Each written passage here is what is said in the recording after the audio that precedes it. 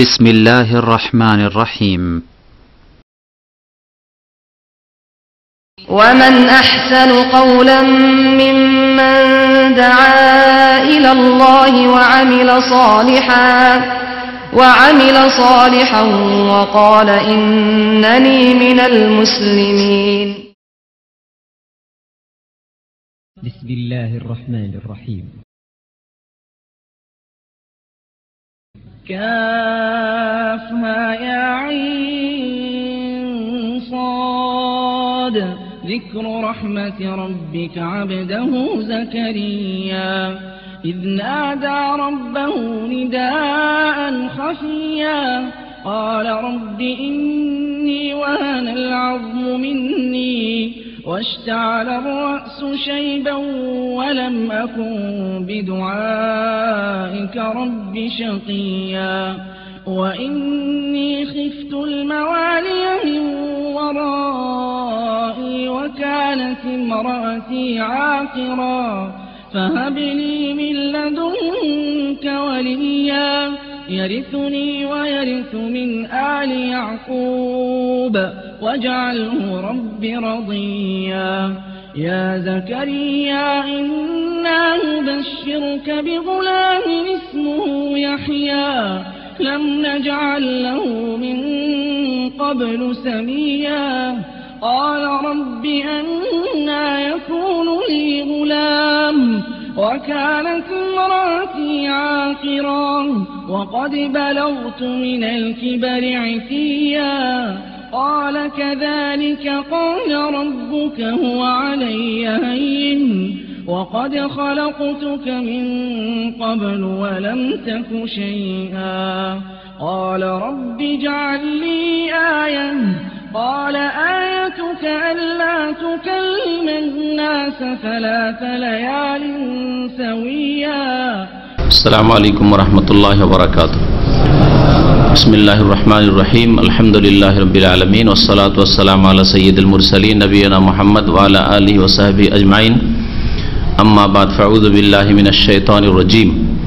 كافها يا عين صاد ذكر رحمة ربك عبده زكريا إذ نادى ربه نداء خفيا قال رب إني وهن العزم مني واشتعل الرأس شيبا ولم أكن بدعائك رب شقيا. আল্লাহ পাক রব্বুল আলামিনের সমস্ত প্রশংসা যে আল্লাহ পাক কোরআন কারীম নাযিল করেছেন আর তার দ্বারা অসংখ্য মানুষকে আল্লাহ পাক হেদায়েতের পথে নিয়ে এসেছেন। সালাত এবং সালাম নাযিল করেন মুহাম্মদ সাল্লাল্লাহু আলাইহি সাল্লামের উপর, যাকে আল্লাহ পাক রব্বুল আলামিন কোরআন কারীম দিয়ে শেষ রাসূল করে সম্মানিত করেছেন। আমাদের আজকে তাফসীর হবে সূরাত মারইয়ামের, এমন সূরা যেই সূরায় মারইয়াম আলাইহাস সালামের ঘটনা বর্ণনা করা হয়েছে, তাই বলে এই সূরার নাম হচ্ছে সূরায়ে মারইয়াম। এছাড়াও আরো আম্বিয়া রাসূলগণের কথা উল্লেখ করা হয়েছে, তবে বিশেষ একটা অংশকে নিয়ে এই সূরার নামকরণ হয়েছে সূরায়ে মারইয়াম। নবী করিম সাল্লাল্লাহু আলাইহি ওয়াসাল্লামের সাহাবায়ে কেরামরা যখন মক্কি জীবনে জুলমের শিকার হলেন কাফেরদের পক্ষ থেকে, তখন তারা প্রথম হিজরত করেছিলেন কোন দেশে বলতে পারেন? হাবাসা, আবেসিনিয়ায় হিজরত করেছিলেন। এই আবেসিনিয়া হাবাসার বাদশাহ ছিলেন নাজাশী, খ্রিস্টান দেশের মানুষ, খ্রিস্টান। এই নাজাশী পরে ইসলামও গ্রহণ করেছিলেন। নাজাশীর সামনে যখন জাফর রাদিয়াল্লাহু তাআলা আনহু রাসূলুল্লাহ সাল্লাল্লাহু আলাইহি সাল্লামের চাচাতো ভাই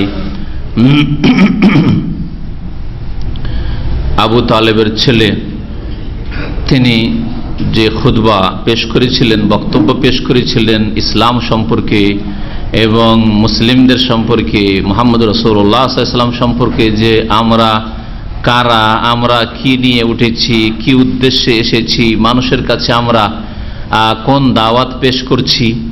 কারণ দিন ইসলামের দাওয়াতকে কাফের যে প্রতিনিধি সে আবেসিনিয়ায় পৌঁছেছিল, এই মজলুমদেরকে ফিরিয়ে নিয়ে এসে আবার জুলম অত্যাচার করার জন্য তারা তাদের ভাবমূর্তিকে বিকৃত করে পেশ করেছিল।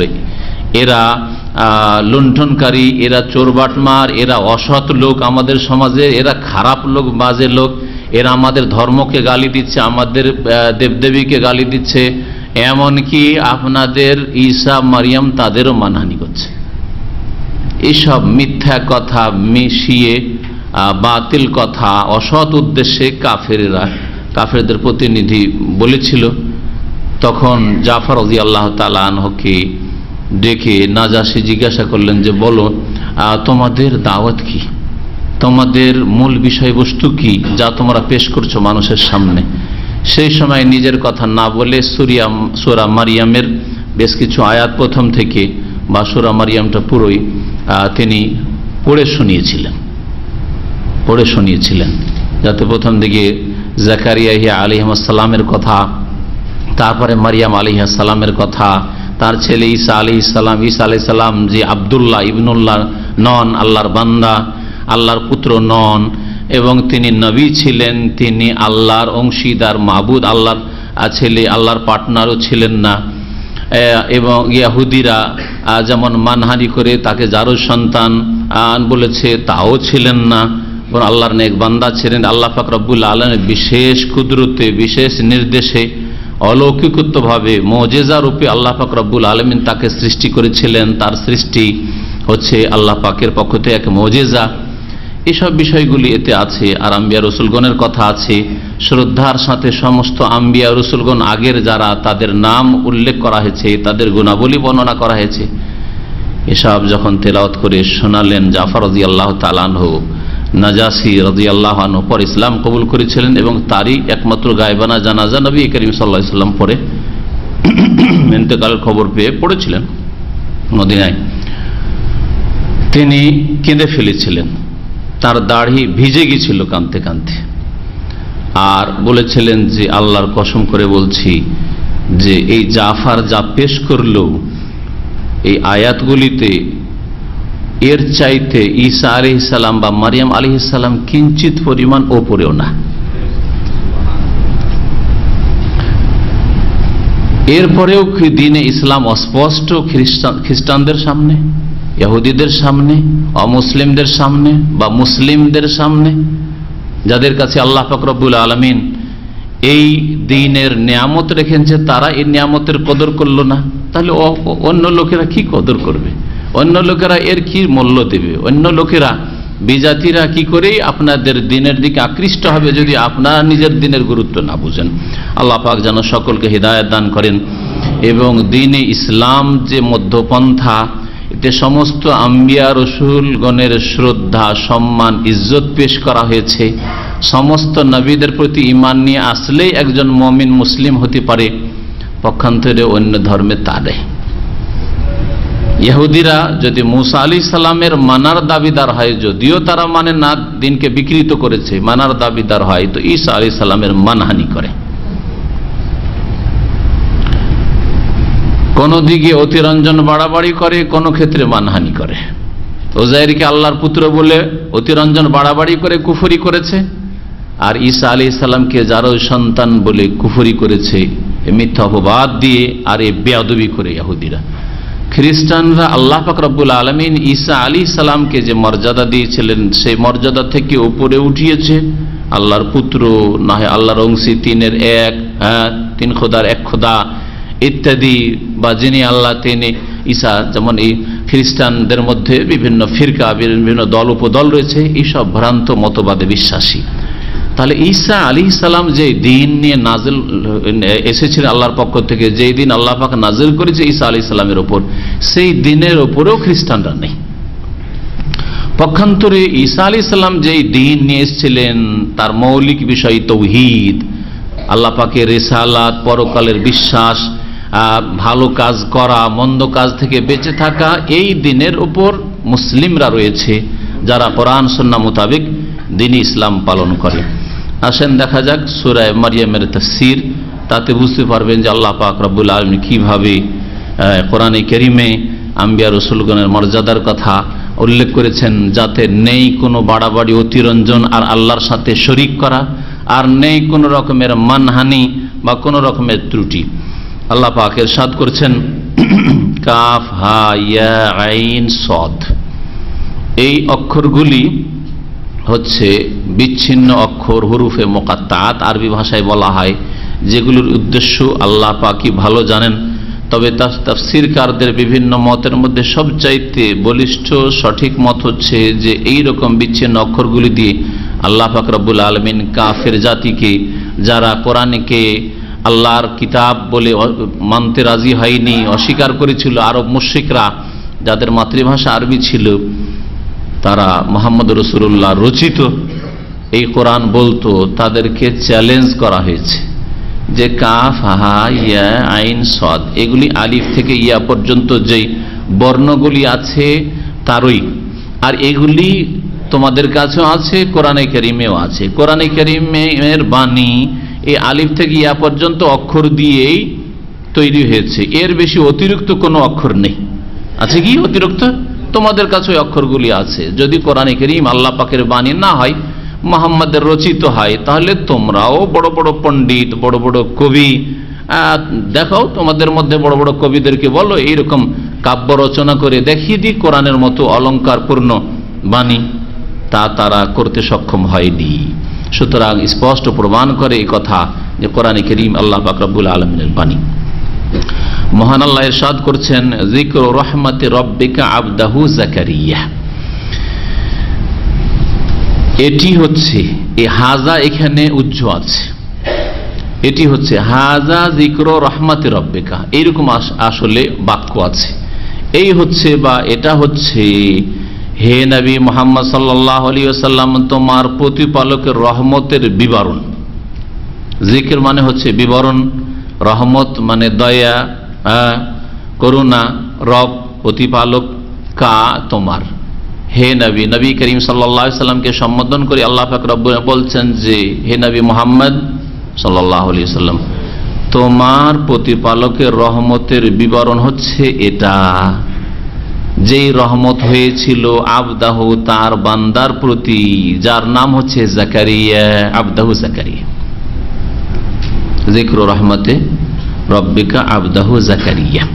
আরবি গ্রামার যারা বুঝেন তারা এখানে দেখবেন যে মোজাফ আছে কয়েকটা, এগুলোকে বলা হয় পরস্পর মোজাফ। যিকরু মোজাফ, রহমতে মোজাফিল, আবার মোজাফ, রব মোজাফ এলে মোজাফ, তারপরে কাপ মোজাফ এলে। তো এগুলি গ্রামারের দিক, যারা গ্রামার বুঝেন, মাদ্রাসায় যথেষ্ট পড়েছেন, অল্প স্বল্প পড়লে অনেক সময় বুঝবেন না।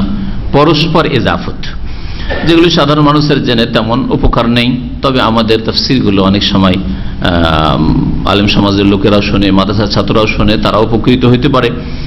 আল্লাহ পাক যেন সকলকে উপকৃত করেন, সেই জন্য এইরকম কিছু কথা বলি, যদিও আপনাদের বোধগম্য অনেক সময় না হয়। জাকারিয়া আলাইহিস সালাম যে আল্লাহ পাকের বান্দা, তার ওপর হে নবী মুহাম্মদ তোমার প্রতিপালকের করুণা রহমতের বিবরণ পেশ করছি। এটা হচ্ছে বিবরণ, কি রহমত করলাম যে বার্ধক্যে পৌঁছে গেছে, শরীর শুকিয়ে একেবারে গোশত হাড়ের সাথে লেগে গেছে, কোনো গোশত পাওয়া মুশকিল, এমন ব্যক্তিকেও আমি আমার রহমত থেকে বঞ্চিত করিনি, তাকেও আমার রহমত দিয়েছি, নেক সন্তান দিয়েছি। সুতরাং প্রত্যেক মুসলিম, প্রত্যেক মানুষ শুনে রাখো, আল্লাহ পাকের কাছে কোনো কিছু কঠিন নয়, মুশকিল নয়, অসম্ভব নয়। এ কথা এখানে ইঙ্গিত করা হয়েছে। তারপরে আল্লাহ পাক বর্ণনা করছে এই বিবরণ, ইয নাদা রাব্বাহু নিদাআন খাফিয়া, স্মরণ করো যখন তিনি, অর্থাৎ কে, জাকারিয়া আলাইহিস সালাম তার প্রতিপালককে ডাকলেন, নিদাআন খাফিয়া, গোপন ডাকে, জোরে দোয়া করেননি, শুনিয়ে দোয়া করেননি, আশেপাশের লোককে লুকিয়ে লুকিয়ে গোপনে চুপি সারে ডাকছে। কেন তিনি গোপনে দোয়া করে? দোয়া দুই রকম, একরকম দোয়া যে রব্বানা আতিনা ফিদ দুনিয়া হাসানা ওয়া ফিল আখিরাতি হাসানা ওয়া কিনা আযাবান নার, আল্লাহ দুনিয়ার কল্যাণ দাও, আখিরাতের কল্যাণ দাও, রব্বি হাবলি মিনাস সালিহিন, আল্লাহ আমার গুনাহ খাতা মাফ করে দাও। একজন 80-90 বছরের মানুষ যদি দোয়া করে রব্বি হাবলি মিনাস সালিহিন, রব্বি হাবলি মিনাস সালিহিন, হ্যাঁ, তাহলে কি বলবেন, যারে বুড়ারে এখনো কি শখ মিটেনি, এখনো কি বাচ্চা চাই, আর এখন কি সম্ভব, ভাববে না লোকেরা, লোকেরা ঠাট্টা করবে নিয়ে হয়তো, লোকেরা মনে করতে পারে যে অসম্ভব কিছু চাইছে হয়তো, হ্যাঁ। তো এই আশঙ্কায় যে লোকেরা কি বলবে আর কি ভাববে, যে আমি এত বৃদ্ধ মানুষ, আর আল্লাহর কাছে চাইছি সন্তান, এটা সন্তান চাওয়ার বয়স তো নয়। সেই জন্য তিনি নিদান খাফিয়া, মনে মনে লুকিয়ে লুকিয়ে ডাকছেন, গোপন ডাকে ডাকছেন। নিদান ডাক আর খাফিয়া গোপন। গোপন ডাকে যখন তার রবকে তিনি ডেকেছিলেন, এই বলে তিনি ডেকেছে কালা, জাকারিয়া বলেছিলেন রব্বি, হে আমার প্রতিপালক। রব্বে আসল ছিল রব্বি, ইয়াকে হালকা করার জন্য, তাখফিফের জন্য হজফ উজ্জ করে দেওয়া হয়েছে, এই জন্য রবে জের রয়েছে। আর না হলে হয়তো রব্ব, ইয়া রব্বি, ইয়া রব, তাহলে ইয়া রব্ব শুধু যদি, যেমন ইয়া রাজুল কোন এক ব্যক্তিকে ডাকেন, ইয়া জাইদু, তাহলে জাইদু হবে।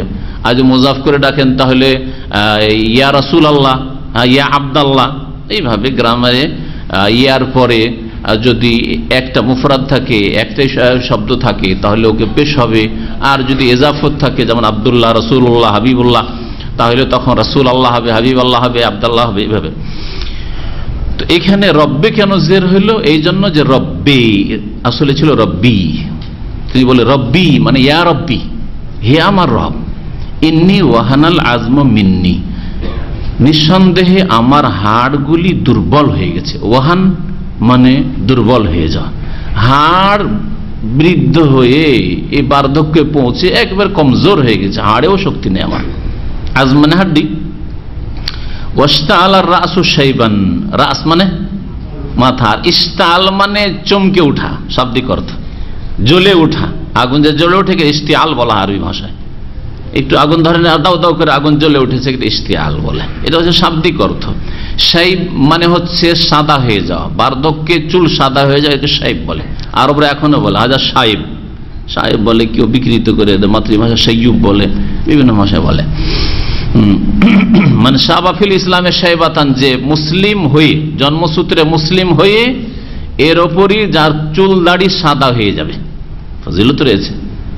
জন্ম থেকেই মুসলিম, আর 14-15 বছর থেকেই আপনি মাশাআল্লাহ 5 ওয়াক্ত নামাজের হেফাজত করেছেন, আর সারা জীবনটা 5 ওয়াক্ত নামাজ আর হারাম থেকে বেঁচে থাকে, আর ফরজ ওয়াজিব আদায় করে আলহামদুলিল্লাহ জীবনটা কেটে গেল। এটা বড় ফজিলত রয়েছে নবী সাল্লাল্লাহু আলাইহি হাদিসে। হাদিসটা শুরুতে মানে শাবাফিল ইসলামের শাইবাতান, শাইবা মানে বার্ধক্য। ওয়াস্তাআলা রাসু শাইবান, তাহলে মাথা কি হয়েছে?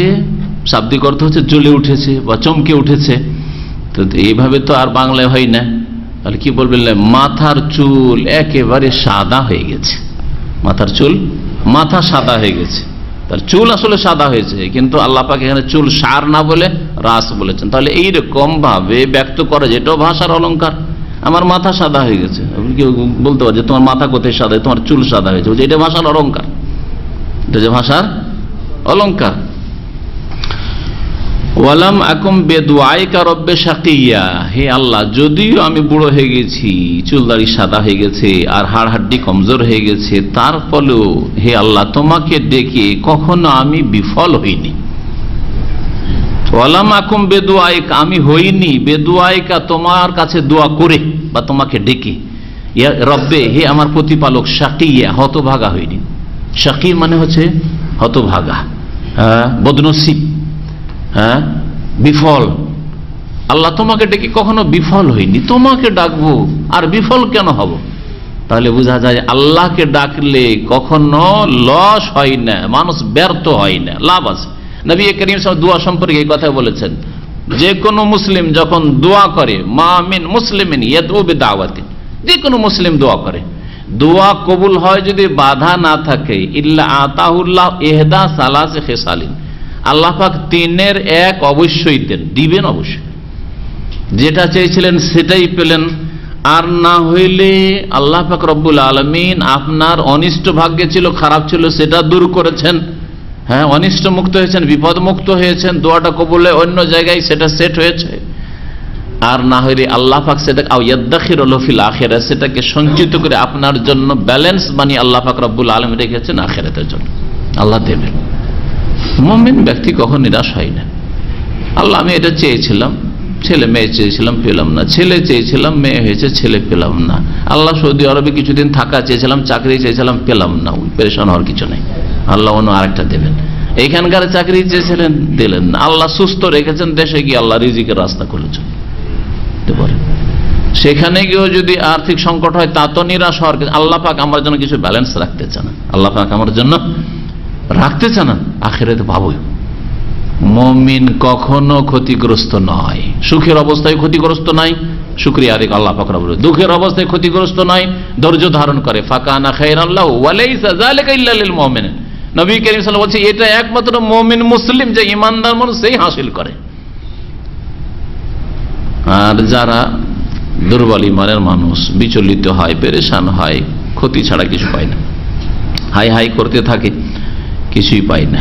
আল্লাহ তোমাকে ডেকে, হে আমার রব তোমাকে ডেকে কখনো আমি হতভাগা হইনি, বিফল হইনি। ওয়া ইন্নী খিফতুল মাওয়ালিয়া মিন ওয়ারাই, আর আমি আমার পরে আমার স্বগোত্রীয় লোকদেরকে আশঙ্কা করি।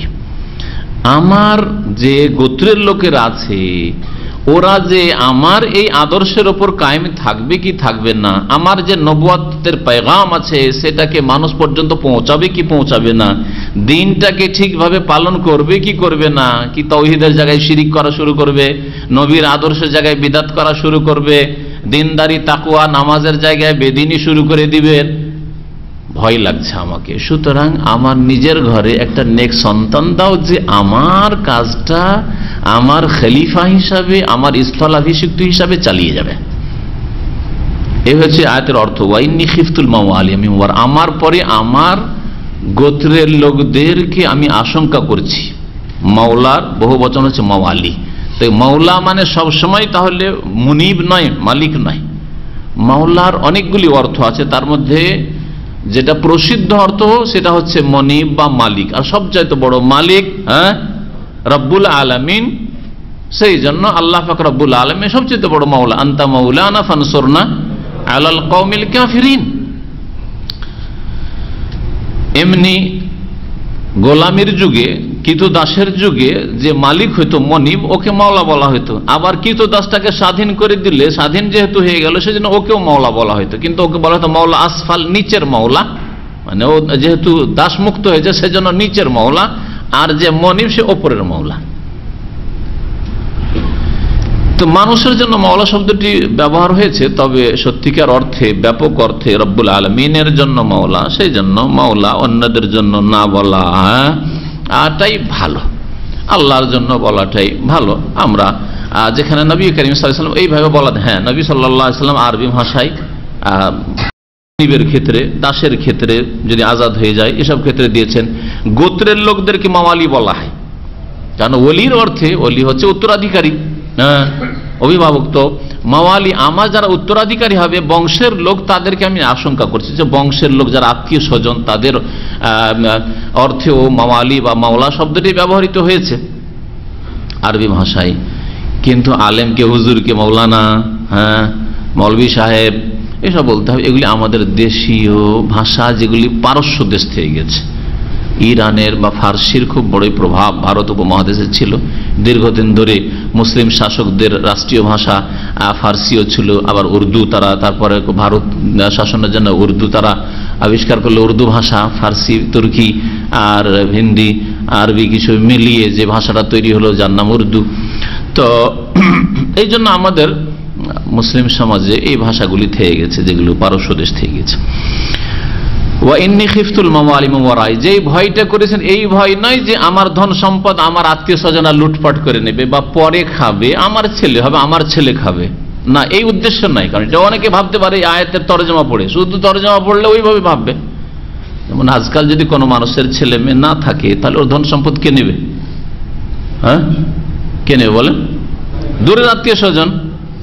ছেলে মেয়ে নেই, স্ত্রী অল্প পেলো, বাকিটা স্ত্রী তো সব নিতে পারে না, শুধু 1/4 ছেলে মেয়ে নেই, সুতরাং 4 আনা পাবে, 25 পয়সা পেলো, 75 পয়সা, 75 পয়সা নিয়ে যাবে, চাচারা নিয়ে যাবে। বাপও আগে ইন্তেকাল করেছে, মাও আগে ইন্তেকাল করেছে, তাহলে বাপ মা তো নিতে পারলো না, তাহলে কে নিবে?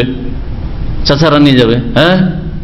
চাচারা নেই, চাচা তো ভাইরা নিয়ে যাবে, চাচা তো ভাই নাই, তো ভাতিজা থাকলে ভাতিজারা নিয়ে যাবে, তো অন্যরা নিয়ে গেল। অনেকে বরং অধিকাংশ মানুষ এইরকম লোকদের আত্মীয় স্বজনদেরকে ধন সম্পদ দিতে চায় না। কত কষ্ট করে রুজি রোজগার করলাম, আরে অন্য লোকেরা আমার নিয়ে যাবে রে, দিয়ে উঠিয়ে জামাইকে সব দিয়ে দে, এটা জায়েজ নয়। জামাইকে দিয়ে দে, একটা মেয়ে আসাতে যাও জামাই, একটা মেয়েকে অর্ধেক দিতে পারেন, একটা মেয়ে আপনার ধন সম্পদের অর্ধেক দিতে পারেন, দুটো মেয়ে আছে 2/3 2/16 দিতে পারেন, বাকি 1/3 যে বাঁচলো, 2-এর বেশি থাক, 10টা মেয়েও যদি থাকে 2/3 দিতে পারেন। 1/3 আপনি চান আর না চান আপনার বাপ মানেই চাচারা পাবে, চাচারা নেই চাচাতো ভাইরা পাবে। আল্লাহ পাক এভাবে ভাগ করে দিয়েছেন, কিন্তু মানুষের স্বভাব হচ্ছে এটা পছন্দ করে না। হ্যাঁ, তো এই রকম যেহেতু মন মেজাজ হয়ে আছে, এই ভুল মন মেজাজ নিয়ে আয়াত বুঝার চেষ্টা করলে ভুল বুঝবে। যে জাকারিয়া আলাইহিস সালাম হয়তো ওইরকমই মনে করেছিলেন যে আল্লাহ আমার আত্মীয় স্বজন হলে ভয় লাগছে, আমার ধন মাল তো নিয়ে যাবে। নবীরা তো প্রথম কথা আত্মীয় স্বজনদেরকে ধন সম্পদের ওয়ারিসই বানান না, যা ছেড়ে যান তা সাদকা হয়ে যায়। সহিহ বুখারীর হাদিস, নাহনু মাআশিরুল আম্বিয়া, শুধু নবী নিজের কথা বলছেন না, বলছেন আমরা নবীদের দল, আম্বিয়া রসুলগণ লা নুরিসু, কাউকে ধন সম্পদের ওয়ারিস বানায় না, উত্তরাধিকারী বানায় না। মা তারাকনাহু ফাহুয়া সাদাকা, যা ছেড়ে যায় পরিত্যক্ত ধন তা কি হয়ে যায়? সাদাকা হয়ে যায়। এই জন্য রাসূলুল্লাহ সাল্লাল্লাহু আলাইহি ওয়াসাল্লাম ইন্তেকালের পরে আবু বকরের কাছে আসলেন, ওমরের কাছে আসলেন, আবু বকরের কাছে ছিলেন প্রথম ফাতেমা রাদিয়াল্লাহু তাআলা, তারপরে তো 6 মাসের মধ্যে ইন্তেকাল করে গেলেন। চেয়েছিলেন যে নবী করিম সাল্লাল্লাহু আলাইহি সাল্লামের যেগুলি খমস থেকে বিভিন্ন এলাকার ধন সম্পদগুলি আছে যে সেগুলি আমাদেরকে ভাগ করে দিন। বলছেন না, ভাগ করে দেওয়া হবে না, এইটা আহলে বাইত যারা রাসূলের বংশধর তারা সেখান থেকে খাবে, কিন্তু নবীর ধন সম্পদ ভাগ করে দেওয়া হবে না, কারণ ভাগ করা নিষেধ, ওয়ারিস কেউ হইতে পারে না।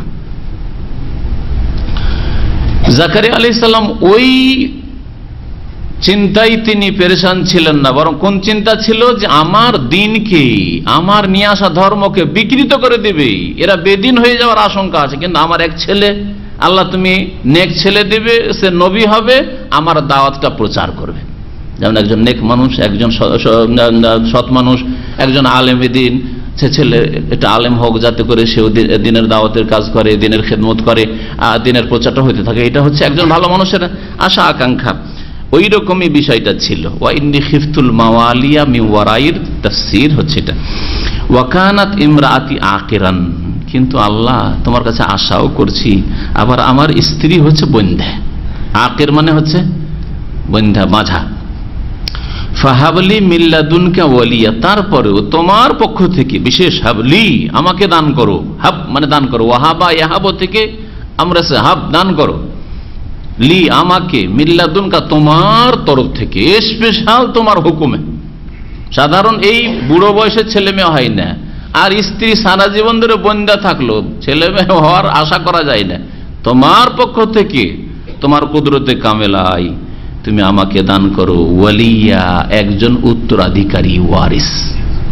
ওলি ছেলেকে এখানে ওলি বলে ব্যক্ত করা হইল। হ্যাঁ, ওলি মানে বন্ধু, ওলি মানে দোস্ত, হ্যাঁ, ওলি মানে অভিভাবক, ওলি মানে পৃষ্ঠপোষক, উপর দিকে হয়, আর ওলি মানে ছেলে যার পৃষ্ঠপোষক আপনি, অভিভাবক আপনি। আর আল্লাহ পাককে বলি আল্লাহু ওয়ালিয়ুস সালিহিন, নেক লোকদের আল্লাহ পাক রব্বুল ওলি, অভিভাবক, পৃষ্ঠপোষক, হ্যাঁ, কর্মবিধায়ক আল্লাহ পাক রব্বুল আলামিন মালিক। ইয়ারেসুনি, যে আমার উত্তরাধিকারী হবে, ওয়ারিস হবে। ওয়ারিসু মিন আলি ইয়াকুব, আর ইয়াকুব বংশের উত্তরাধিকারী হবে। তাহলে কিসের উত্তরাধিকারী? ইলমের, নবুয়াতের, হ্যাঁ, আল্লাহ প্রদত্ত দ্বীনের জ্ঞানের, এই ওয়ারিস হবে। ওয়াজআলহু রাব্বি রাদিয়া, আর হে আল্লাহ তাকে, হে প্রতিপালক আমার, তাকে তুমি সন্তুষ্টির পাত্র বানিয়ে দাও, সন্তুষ্টির আধার বানিয়ে। রাজিয়া, ইয়ারজা থেকে রাজিয়া মানে মারদিয়া, সন্তুষ্টির পাত্র বা সন্তুষ্টির আধার বানিয়ে দাও। তাকে পেয়ে আমি যাতে সন্তুষ্ট হয়ে যাই, আমার স্ত্রী সন্তুষ্ট হয়, জাতি সন্তুষ্ট হয়, যে মানুষ দেখে তার সাথে চলে, তার কথা শুনে যাতে করে সন্তুষ্ট হয়, রাদিয়া আল্লাহ বানিয়ে দাও তাকে। এই দোয়া হইল আল্লাহ পাকের কাছে, আল্লাহ পাক দোয়া শুনলেন। অন্য জায়গায় সূরা আলে ইমরানে দোয়ার ক্ষেত্রে দোয়ার ভাষা অন্যরকম ভাবে আছে। কেউ বলতে পারেন, কোন হাফেজ সাহেবেরা, আলেম সাহেবেরা, মাদ্রাসা পড়া ভাইয়েরা বলেন দেখি, আছে কেউ হাফেজ? হ্যাঁ, কি দোয়া করেছিলেন? হ্যাঁ, এই তো হাফেজ সাহেব আছে। হ্যাঁ, রব্বে হাবলি মিনাস সালিহিন ফাবাশশারনাহু বিগুলামিন হালিম, এতে ইব্রাহিম আলাইহিস সালামের দোয়া ছিল। এটা ইব্রাহিম আলাইহিস সালামের দোয়া। তাহলে জাকারিয়া আলাইহিস সালামের দোয়ার ভাষা কি ছিল? এখানে আছে কি অন্য ভাষায়, যে ডাকলেন তিনি, কোন ভাষা দিয়ে ডাকলেন? আল্লাহ, আমি এরকম হয়ে গেছি, তোমাকে ডেকে আমি বিফল হব না, তুমি আমাকে ফাহাবলি মিল্লাদুনকা ওয়ালিয়া। কিন্তু সূরা আলে ইমরানে অন্য ভাষা দিয়ে দুয়ার বাক্যটা আছে।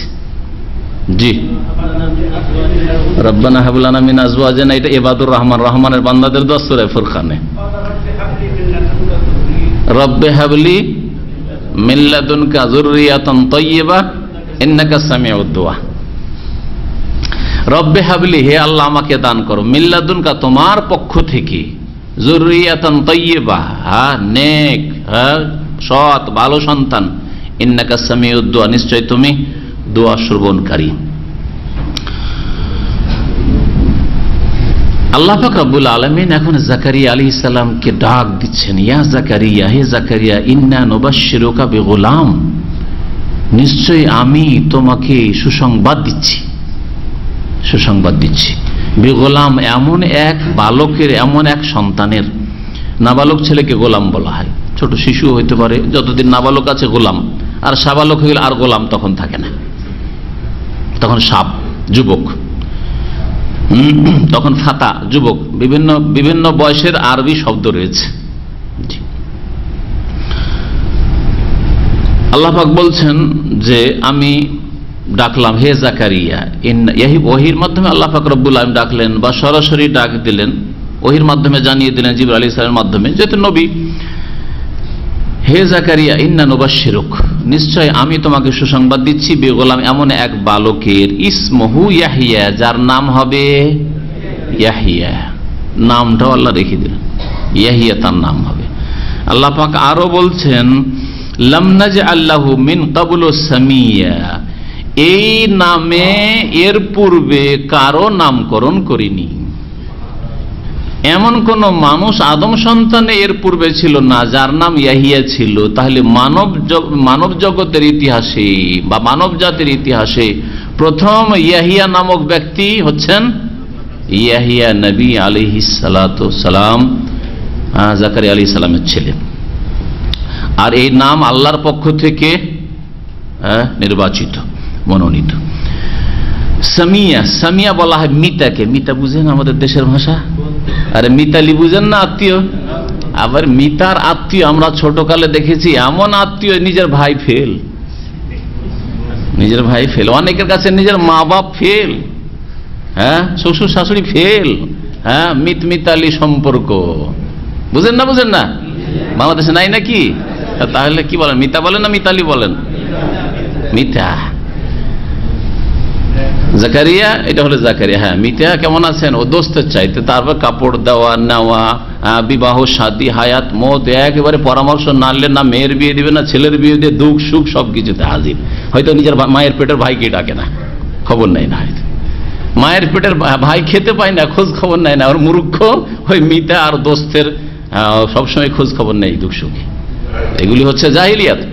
ঠিক আছে, মুসলিম ভাইদের সাথে সুসম্পর্ক অবশ্যই বাঞ্ছনীয় রাখেন, কিন্তু নিকটবর্তী থেকে শুরু করতে হবে, নেক লোক থেকে শুরু করতে হবে। মিতা শুধু হয়ে গেছে বেনামাজি, মিতা নয়। আপনি নামাজি ও বেনামাজি, আপনি মুআহিদ সে শিরকি আকীদা রাখে, আপনি সুন্নতের অনুসারী সে বিদাতি। মিতা কোথায়? শুধু নামে মিতা হয়ে গেল, নামে মিতা হয়ে গেল। আর আমাদের দেশে মানুষের অনেকের, মুসলিমের নাম মতিউর রহমান, কিন্তু তার নামটাকে মতি। তো আপনার নাম মতি, আর হিন্দুদের মতিলাল নেহরু, মিতা হয়ে গেল, তাহলে মিতা হয়ে গেল, তাই না? এই হচ্ছে মুসলিমদের দিন সম্পর্কে জ্ঞানের শোচনীয়তা। সুবহানাল্লাহিল আযীম। আল্লাহর সাথে সম্পর্ক সবচেয়ে মজবুত সম্পর্ক হইতে হবে, রাসূলের সাথে সম্পর্ক সবচেয়ে মজবুত সম্পর্ক হইতে হবে, আর এর ভিত্তিতে মানুষের সাথে সম্পর্ক হইতে হবে। এর ভিত্তিতে সম্পর্ক নেক লোকদের সাথে সম্পর্ক সবচেয়ে বেশি। তারপরে আল্লাহ পাকের যেহেতু নির্দেশ, রাসূলের নির্দেশ যে নিকট আত্মীয় থেকে শুরু করতে, তাদের সাথে সম্পর্ক বেশি। তারা যদি গুমরাহ থাকে তাদেরকে নিয়ে আসার জন্য, আকৃষ্ট করার জন্য হাদিয়া তোহফা এবং তাদের উপকার করা, এটা হচ্ছে শরীয়তের বিষয়। কিন্তু তাদের পাপের কাজে সাহায্য করা নাই, গুনার কাজে, অন্যায় কাজে সাহায্য করবেন, এটা নাই। আল্লাহ পাক রব্বুল আলামিন বলছেন যে এর পূর্বে এই নামে কারো নামকরণ করিনি। তাহলে মিতা শব্দের আরবি হচ্ছে সামিয়া। সামি মানে একই রকমের নাম, সেম নাম। সামিয়ান মানে একই রকমের নাম। আল্লাহ পাক রব্বুল আলামিন যখন সুসংবাদ দিলেন, এতক্ষণ দোয়া করছিলেন, আর যখন সুসংবাদ পেয়েছেন জাকারিয়া আলাইহিস সালাম তখন আশ্চর্য হচ্ছেন। আশ্চর্য হয়ে আল্লাহকে বলছেন যে কালা রব্বি আন্না ইয়াকুনু লি গুলাম, হে আল্লাহ, হে আমার প্রতিপালক, আমার ছেলে কি করে হবে, আমার সন্তান কি করে জন্মাবে, ওয়া কানাত ইমরাতি আখিরান, অথচ আমার স্ত্রী হচ্ছে বন্ধ্যা, ওয়াকাদ বালাগতু মিনাল কিবারি ইতিয়া, আর বার্ধক্যের একেবারে শেষ সীমায় আমি পৌঁছে গেছি। বার্ধক্যের কিবার মানে বার্ধক্য, আর ইতিয়া মানে বৃদ্ধ হয়ে শরীর শুকিয়ে যাওয়া, একবারে সীমা লঙ্ঘন করা, একে বলা হয় আতা ইয়াতু ওতুওয়ান, ওয়া আতা ওতুওয়ান কবীরা। কাফিরদের সম্পর্কে, অবাধ্যদের সম্পর্কে আল্লাহ বলছেন তারা চরম সীমা লঙ্ঘন করেছে। সূরা ফুরকান আল্লাহ পাক বলছেন আতা ওতুওয়ান কবীরা কবীরা। তো ইতিয়া মানে একবারে সীমাহীন বার্ধক্যে আমি পৌঁছে গেছি, আর আমার স্ত্রী হচ্ছে বন্ধ্যা, কোনোদিন বাচ্চা হয়নি, সেও বুড়িয়ে গেছে, কি করে আমার ছেলে হবে। আল্লাহ পাক বলছেন কালা, আল্লাহ বললেন কাযালিকা, এইভাবেই হবে, এই অবস্থাই হবে। কালা রব্বুকা, তোমার প্রতিপালক বলছেন হুয়া আলাইয়া হাইয়্যিন, এটা করা আমার জন্য বড়ই সহজ। হাইয়্যিন মানে সহজ। ওয়াকাদ খালাকতুকা মিন ক্বাবলু, তুমি চিন্তা করো এর পূর্বে তোমাকে সৃষ্টি করেছি। ওয়ালাম তাকু শাইয়া, তুমি তো কিছু ছিলে না। তুমি কি ছিলে? তুমি একটা শুক্রবিন্দু ছিলে, হ্যাঁ, তুমি একটা নুতফা বীর্য ছিলে, তোমার কি অস্তিত্ব, তার আগে কিছুই ছিলে না। তুমি একটা কোন জমির একটা দানা ছিলে, বীজ ছিলে, যেটা খেয়েছে, হ্যাঁ, যেই দানা খেয়েছে সেই রুটি খাক আর চাউল খাক আর অন্য কিছু খাক, হ্যাঁ, এটা অথবা ঘাস, ঘাস ছাগলে খেয়েছে, গরুতে খেয়েছে, তারপর সে দুধ পান করেছে তোমার বাপ, সেখান থেকে না এই নুতফা বীর্য তৈরি, রক্ত তৈরি হয়েছে। সুবহানাল্লাহ, চিন্তা করুন তো। তার আগে সেটা মাটি ছিল, মাটি থেকে সবকিছু হয়েছে। এই জন্য প্রত্যেক মানুষকে আল্লাহ পাক মাটি থেকে সৃষ্টি করেছেন। এই অর্থে প্রত্যেক মানুষকে আল্লাহ পাক মাটি থেকে এবং পানি থেকে সৃষ্টি করেছেন। কারণ মাটি যদি শুধু শুকনো হইতো, পানি না থাকতো, তাহলে কোনো দানা জন্মাতো না, শস্য হইতো না। আল্লাহ পাক রব্বুল আলামিন তারপরে বলছেন যে তোমাকে এর পূর্বে সৃষ্টি করেছি, তুমি কিছুই ছিলে না। তখন জাকারিয়া আলাইহিস সালাম বিশ্বাস হলো যে আমার তাহলে বাচ্চা হবে, আল্লাহ আমাকে সন্তান দেবেন। তাহলে এর একটা লক্ষণ কেমন করে বুঝবো যে হ্যাঁ আমার স্ত্রী এখন পেটে গর্ভধারণ করেছে? আজকালকার যুগ, ইউরিন টেস্ট করলাম, হ্যাঁ, ব্লাড টেস্ট করলাম, হ্যাঁ, পজিটিভ না নেগেটিভ বুঝে নিলাম, করছে, হ্যাঁ, তাই না? সেটাও বেশ কিছুদিন পরে হবে। যেদিন মিলন হয়েছে সেই দিন হবে কি বলেন তো দেখে? 10 দিন পরে মিলনের 10 দিন পরে পজিটিভ আসবে। আসলে সেটা 40 দিন পরে। 1 মাস পার হয়েছে, মাসিক হলো না, আরে কি ব্যাপার, 1 মাস পার হয়ে যাচ্ছে, মাসিক হচ্ছে না, তারপরে যাচ্ছে 40 দিন পরে, মিনিমাম 40 দিন পরে পজিটিভ আসতে পারে হয়তো, ঠিক না?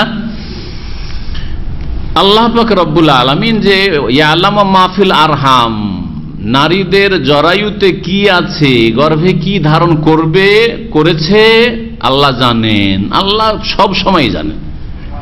এটা 5 বছর 2 বছরের মেয়ে, অথবা এখনো মেয়ে জন্মায়নি, মায়ের কোলে আছে অথবা মায়ের পেটে আছে, এই মেয়ে জন্মাবে, জন্মার পর ওর পেটে কটা বাচ্চা হবে তাও আল্লাহ পাক জানেন। তাহলে এই মানুষের কিছু অস্তিত্ব চলে আসার পরে সায়েন্সের মাধ্যমে জেনে নেওয়া, মেডিকেলের মাধ্যমে জেনে নেওয়া, সেটা গায়েব জানা নাই, সেটা যন্ত্রের সাহায্যে জানছে। এমনি বলুক তো দেখি, এটা মহিলা 2 মাস ধরে এখন মাসিক হয়নি, শুধু দেখতে বা না দেখে বাড়িতে বসে বলুক তো দেখি যে না না পজিটিভ হয়ে গেছে, পারবে? হয় রক্ত চেক করছে, আর না হলে পেশাব চেক করছে বা কিছু। তো আল্লাহ পাক রব্বুল আলামিনের কথা সত্য। আল্লাহ পাকের কথা সায়েন্স আর টেকনোলজি আর মেডিকেল উন্নতি করে কখনো এই কথা মিথ্যা প্রমাণ হবে না। যে রাহেমের কথা, জয়রাইয়ের কথা একমাত্র আল্লাহ পাক জানেন। বিশেষ একটা পর্যায়ে গিয়ে যখন মানুষের জানার মতো ক্ষমতা তৈরি হয়েছে তখন জানতে পারে ছেলে আছে না মেয়ে আছে, ছেলে আছে না মেয়ে আছে, বলুক তো 3 মাসের, 1 মাসে, 2 মাসে। তো আল্লাহ পাক রব্বুল আলামিন তারপরে বলছেন যে জাকারিয়া আলাইহিস সালাম আল্লাহকে দরখাস্ত করলেন, রব্বে, হে প্রতিপালক, ইজআলি আয়া, আমার একটা লক্ষণ বাতলে দাও, নিদর্শন, চিহ্ন বলে দাও, যে এখন আমার স্ত্রী গর্ভধারণ করেছে তার লক্ষণ হচ্ছে এটা। কি করে বুঝবো আমি? কালা, তখন আল্লাহ বলেন আয়াতুকা, তোমার লক্ষণ হচ্ছে বা নিদর্শন হচ্ছে আল্লাহ তুকাল্লিমান নাসা সালাসা লায়ালিন সাওয়িয়া, 3 দিন ধরে, লায়াল মানে 3 রাত, 3 রাত মানে 3 দিন 3 রাত। অনেক সময় রাত বলে 3 দিন 3 রাতকে বলা হয়েছে, অনেক সময় দিন বলে রাত দিন দুটোইকে বোঝানো হয়েছে। যেমন এখানে সালাসা লায়ালিন, লাইলাতুনের বহু বচন। আর এই ঘটনাই সূরা আলে ইমরানে আল্লাহ পাক যখন বর্ণনা করেছেন তখন আয়াতুকা আল্লাহ তুকাল্লিমান নাসা সালাসাতা আইয়ামিন ইল্লা রমজা, একটি আয়াতকে আরেক আয়াতের সাথে মিলান। তোমার নিদর্শন হচ্ছে তোমার যে স্ত্রী গর্ভধারণ করেছে এর লক্ষণ হচ্ছে, আলামত হচ্ছে আল্লাহ তুকাল্লিমান নাস, কোন মানুষের সাথে, তোমার জাতির লোকের সাথে কথা বলতে পারবে না। সালাসাতা আইয়ামিন 3 দিন, ওখানে 3 দিন, এখানে সালাসা লায়ালিন। ইল্লা রামজা, ওখানে অতিরিক্ত ইল্লা রামজা, তবে ইশারা ইঙ্গিতে কথা বলবে, তাই না? চোখের ইশারা, হাতের ইশারা, এসব ইশারাতে কথা বলবে, মাথার ইশারা। খাবেন খাবেন, কথা বললাম না, হইল না হইল না, ইশারাতে 3 দিন ধরে জাকারিয়া তোমার বাক শক্তি সব ঠিক আছে, এমনকি তাফসীরকারগণ বলছেন সুবহানাল্লাহ পড়ছেন, ঠিক আছে, আলহামদুলিল্লাহ, আল্লাহু আকবার, ইবাদতবন্দি করছেন, নামাজ পড়ছেন, জিকির আজকার সব ঠিক আছে, কিন্তু জাতির সাথে কথা বলতে গেলে কথা বেরোয় না, বোবা যেন হয়ে গেছেন 3 দিন ধরে। তখন ইশারা করতে হয়, কোনো কিছু করতে আসলে বোঝে, দেখো তোমরা নিজ নিজ জায়গায় ইবাদত করো, আমাকে ডিস্টার্ব করবে না, আমি মেহরাবে আমার ইবাদত কক্ষে আমি ইবাদত করি, হাতের ইশারায়, আমি এখানে বসলাম, তোমরা দূরে থাকো, হাতের ইশারায়। সালাসাতা আইয়ামিন, এখানে আল্লাহ বলছেন সালাসা লায়ালিন সাওয়িয়া। সাওয়িয়া এখানে আরেকটা জিনিস আমরা জানতে পারলাম, যেটা রামজা দিয়ে জানতে পারলাম, রামজাতে ইশারা, ইশারায় কথা বলবে, জাতির সাথে ইশারায় কথা বলবে। আর এখানে সাওয়িয়ান মানে সুস্থ থাকা সত্ত্বেও, হালা কাউনেকা সাওয়িয়ান সাহিয়ান, অথচ তুমি সুস্থ আছো, এমন নয় যে রোগের কারণে বাকশক্তি বন্ধ হয়ে গেছে, বোবা হয়ে গেছে, কথা বলতে পারছো না, এমন নয়, সুস্থ, তারপরেও 3 দিন ধরে 3 দিন 3 রাত কথা বলতে পারছো না। যখন দেখবে যে এই 3টা দিন, তো কেন মুখ সরছে না, কারোর সাথে কথা বলতে যে কথা বেরোচ্ছে না, যখন কথা বলতে পারবে না তখন ইশারা করতে হবে। আপনি যখন সিরিয়াস, আল্লাহ না করে কারোর সিরিয়াস অসুস্থ হয়ে গেছেন, ইশারা করছেন। মস্তিষ্কে রক্তক্ষরণ হলে, একজন আলেম আমার সাথে শিক্ষকতা করেছেন এই দাম্মাম আসার আগে, ভালো একজন শিক্ষক ছিলেন, তো ওনার ইন্তেকালটা এইভাবে হয়েছে। খতমে বুখারী, ভালো আলেম ছিলেন, বুখারী খতম করতে, আমাদের দেশে বুখারী খতমে বড় বড় আলেমদেরকে নিয়ে যায় মেহমান করে। বুখারী খতমের অনুষ্ঠানে গিয়ে জোহরের নামাজ পড়ে যে মুসাল্লায় বসছেন, আর সাথে সাথে মস্তিষ্ক ক্ষরণ হয়েছে। মস্তিষ্ক ক্ষরণ হইতেই আর বসে আছেন, চোখ খোলা আছে, সব কিছু, কথা বলতে পারছেন না, কথা বলতে পারছেন না। লোকেরা দেখছে যে এই শেখ উঠেন না কেন, কি ব্যাপার, উঠেন না কেন, উঠে মজলিসে যাবেন, উঠছেন না কেন, হাত মাথায় হাত দিচ্ছে, সব বুঝতে পারছেন যে আমার কষ্ট হচ্ছে মাথায়, হ্যাঁ বা শরীরে কষ্ট হচ্ছে, আমি চলতে পারছি না, কথা বলতে পারছি না, মাথায় হাত দিচ্ছে। সুবহানাল্লাহ। জি,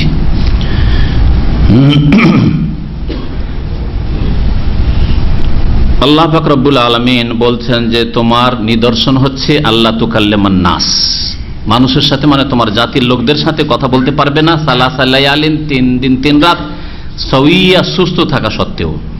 ফাখারাজা আলা কওমিহি মিনাল মিহরাব, যেদিন থেকে এইরকম শুরু হলো, বাকশক্তি বন্ধ, আর কথা বলতে পারছেন না লোকজনের সাথে, নিজ সম্প্রদায়ের উদ্দেশ্যে বেরোলেন মিনাল মিহরাব, ইবাদতের কক্ষ থেকে। মিহরাব, মেহরাব মানে আজকাল যে মেহরাব মসজিদের বলা হচ্ছে, মসজিদের সামনে ইমামের জায়গায় যে একটু ভিতরে করা আছে, সামনের দিকে একটু জায়গা করা আছে, এটার নাম যে মেহরাব পড়েছে, এটা পরবর্তীকালে মুসলিম সমাজে এর নাম মেহরাব হয়েছে। প্রাচীন যুগে আরবিতে মেহরাব বলা হয়তো ওই কক্ষকে, যেই কক্ষে, বিশেষ কক্ষে কেউ যদি নির্জনে ইবাদত বন্দি করে, ওর নাম হচ্ছে মেহরাব। মেহরাব শব্দটি হার্ব থেকে, হার্বের অর্থ কি কেউ বলতে পারেন? হার্ব মানে যুদ্ধ। মাশাআল্লাহ, তো দেখছেন তাফসীর শোনায় ফায়দা আছে, আরবি শিখায় ফায়দা। হার্ব মানে যুদ্ধ, তো হার্ব থেকে মেহরাব, তো মেহরাব কেন বলা হইলো? যুদ্ধের অর্থে কি সম্পর্ক আছে? যেই ব্যক্তি নির্জনে দীর্ঘক্ষণ ধরে ইবাদতবন্দি করতে পারে, তাহাজ্জুদ পড়ছেন আপনি দীর্ঘক্ষণ, বিবিকে ছেড়ে দিয়ে, বাচ্চাদের ছেড়ে দিয়ে তাহাজ্জুদ পড়ছেন, ইশরাক সালাতুদ দুহা, সবাই আরাম করছে, আপনি ইশরাক বা অফিস করছে, আপনি কিছুক্ষণ আপনি নির্জনে ইবাদতবন্দি করছেন। যেই ব্যক্তি ইবাদত বন্দি করে সে নফসের সাথে জিহাদ করে, শয়তানের বিরুদ্ধে জিহাদ করে। শয়তান বলে একটু গল্প কর, হ্যাঁ, লম্বা টাইম ধরে নাস্তা কর, হ্যাঁ, এই কাজ কর, ওই কাজ কর, এই কাজ সার, ওই কাজ সার, এই করতে করতে গিয়ে সালাতুদ দুহাও পারলেন না, আর আপনি তাহাজ্জুদও পড়তে পারেন না, ঘুমটা পুরা করে নে, শয়তানের সাথে জিহাদ করলেন আপনি। জাকারিয়া আলাইহিস সালামকে ইয়াহিয়া ধীরে ধীরে বড় হলেন। আল্লাহ পাক রব্বুল আলামিন ইয়াহিয়ার বাল্য জীবনেই তাকে সম্মানিত করেছিলেন। আল্লাহ পাক ইয়াহিয়াকে এখন সম্বোধন করে বলছেন, জাকারিয়া আলাইহিস সালামের কথা শেষ, তার ছেলে এখন ইয়াহিয়া।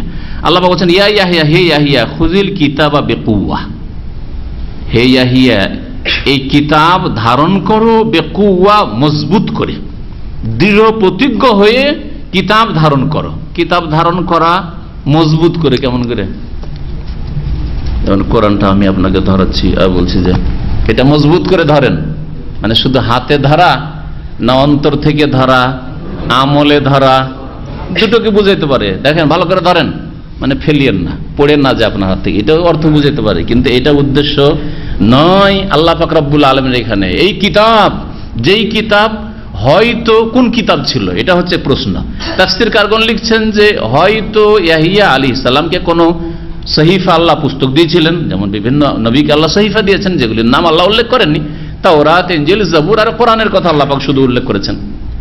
আর না হলে তার পূর্বে যে আল্লাহ পাক আল কিতাব দিয়েছিলেন, তার পূর্বে নবী ছিলেন মুসা আলাইহিস সালাম, তো আল্লাহ পাক তাওরাত দিয়েছিলেন, এই তাওরাতকে তুমি দৃঢ়ভাবে ধরো। তার মানে আকীদার দিক থেকে, আমলের দিক থেকে, দাওয়াতের দিক থেকে এর দাওয়াত দাও মানুষকে। হে ইয়াহিয়া খুযিল কিতাবা বিকুওয়া, এই কিতাবকে ধারণ করো, হ্যাঁ, বড়ই মজবুত করে, দৃঢ় প্রতিজ্ঞ হয়ে। ও আতাইনাহুল হুকমা সাবিয়া, আর তাকে জ্ঞান সম্পন্ন করেছিলাম বা বিচার শক্তি দিয়েছিলাম সাবিয়া, শৈশবেই, বাল্য জীবনেই তাকে আমি আল হুকুম দান করেছিলাম। এই হুকুমের তাফসীর কি? একদল তাফসীরকার বলছেন যে তাকে বাল্য জীবনে নবী করে দিয়েছিলেন। যেমন অধিকাংশ নবী বা প্রায় সব নবী সম্পর্কে জানা যায় 40 বছর বয়সে নবী হয়েছেন সবাই, যখন জ্ঞানের পরিপক্কতা এসছে। কিন্তু ইয়াহিয়া আলাইহিস সালাম ব্যতিক্রম, ছোটকালে নাবালক অবস্থায় আল্লাহ নবী ঘোষণা করে দিয়েছেন, তুমি নবী সাবিয়া, যেটা বাহ্যিক অর্থ আয়াতের। হুকুম মানে নবুয়ত, আর নবুয়ত দেওয়া হয়েছে সাবিয়া, বাল্য জীবনে, শৈশবে। এটা তাফসীর একদল করেছেন। আর একদল বলছেন না, হুকুম বলেছেন, আল্লাহ নবুয়ত তো বলেননি। আল্লাহ যদি বলতেন ওয়া আতাইনাহুন নবুওয়াতা সাবিয়া, তাহলে বলতে পারতেন যে শৈশবে নবী করে দেওয়া হয়েছে তাকে। তাহলে এখানে হুকুম মানে ছোট কাল থেকেই জ্ঞান বুদ্ধি বেশ সুন্দর, হ্যাঁ, বিবেক বুদ্ধি ভালো, বিচার ক্ষমতা ভালো, হ্যাঁ, হিতাহিতি জ্ঞান, হ্যাঁ, নাই পরায়ণতা, এগুলি আল্লাহ পাক রব্বুল আলামিন ভালো গুণ দিয়েছিলেন, যাকে আল হুকুম এখানে বলেছেন। ওয়া হানানা মিন লাদুন্না, আর আমি তাকে দান করেছি আমার পক্ষ থেকে বড় দয়া, করুণা, অত্যন্ত দয়াশীল মানুষ ছিলেন ইয়াহিয়া আলাইহিস সালাম। ওয়া যাকাতান, আর বড় পবিত্রতা দান করেছি, বড় পবিত্র চরিত্রের মানুষ। ওয়া কানা তাকিয়া, আর উপরন্তু তিনি আল্লাহ ভীরুও ছিলেন, সংযত ছিলেন। তাকিয়া মানে মুত্তাকি, পরহেজগার তিনি ছিলেন, সংযত ছিলেন, আল্লাহ ভীরু ছিলেন তিনি।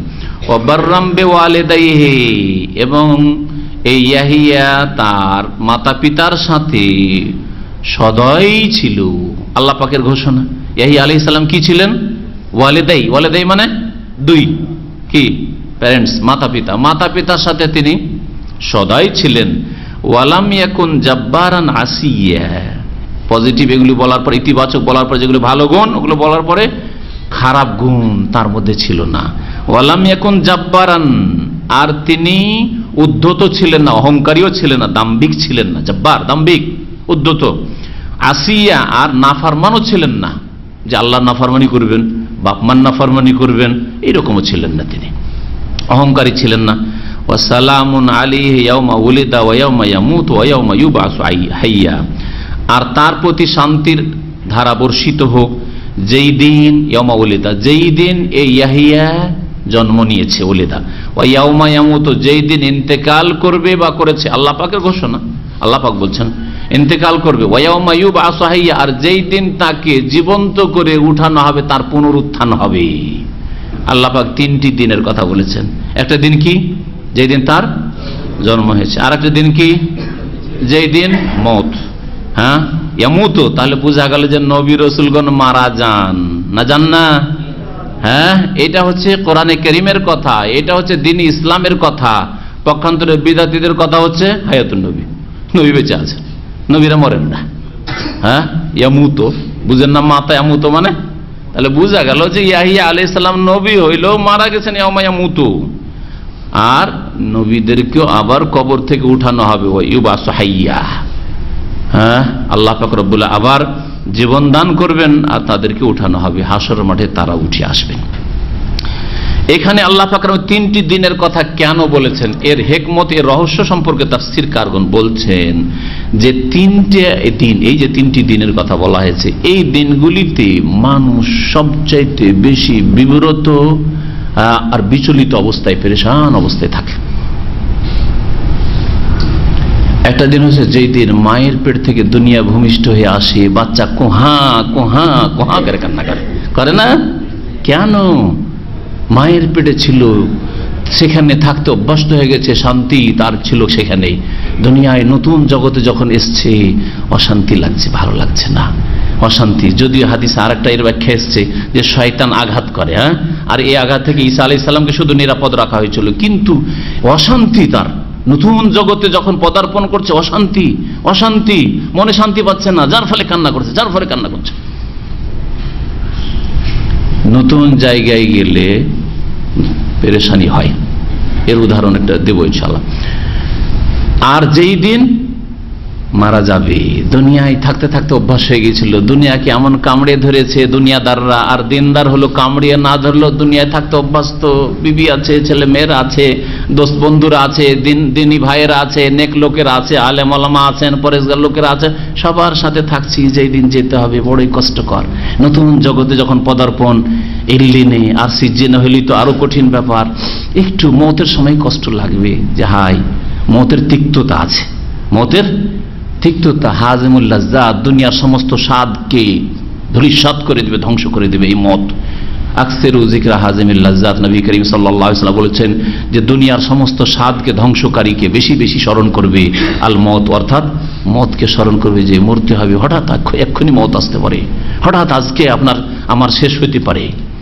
তো এই মওত যেই দিন হয়, সেই দিনটা নতুন জগতে যখন যাচ্ছে, মওতের পরে আখিরাতে যাচ্ছে, হ্যাঁ, বরজাখী জীবনে চলে যাচ্ছে, একটা অশান্তির সময়।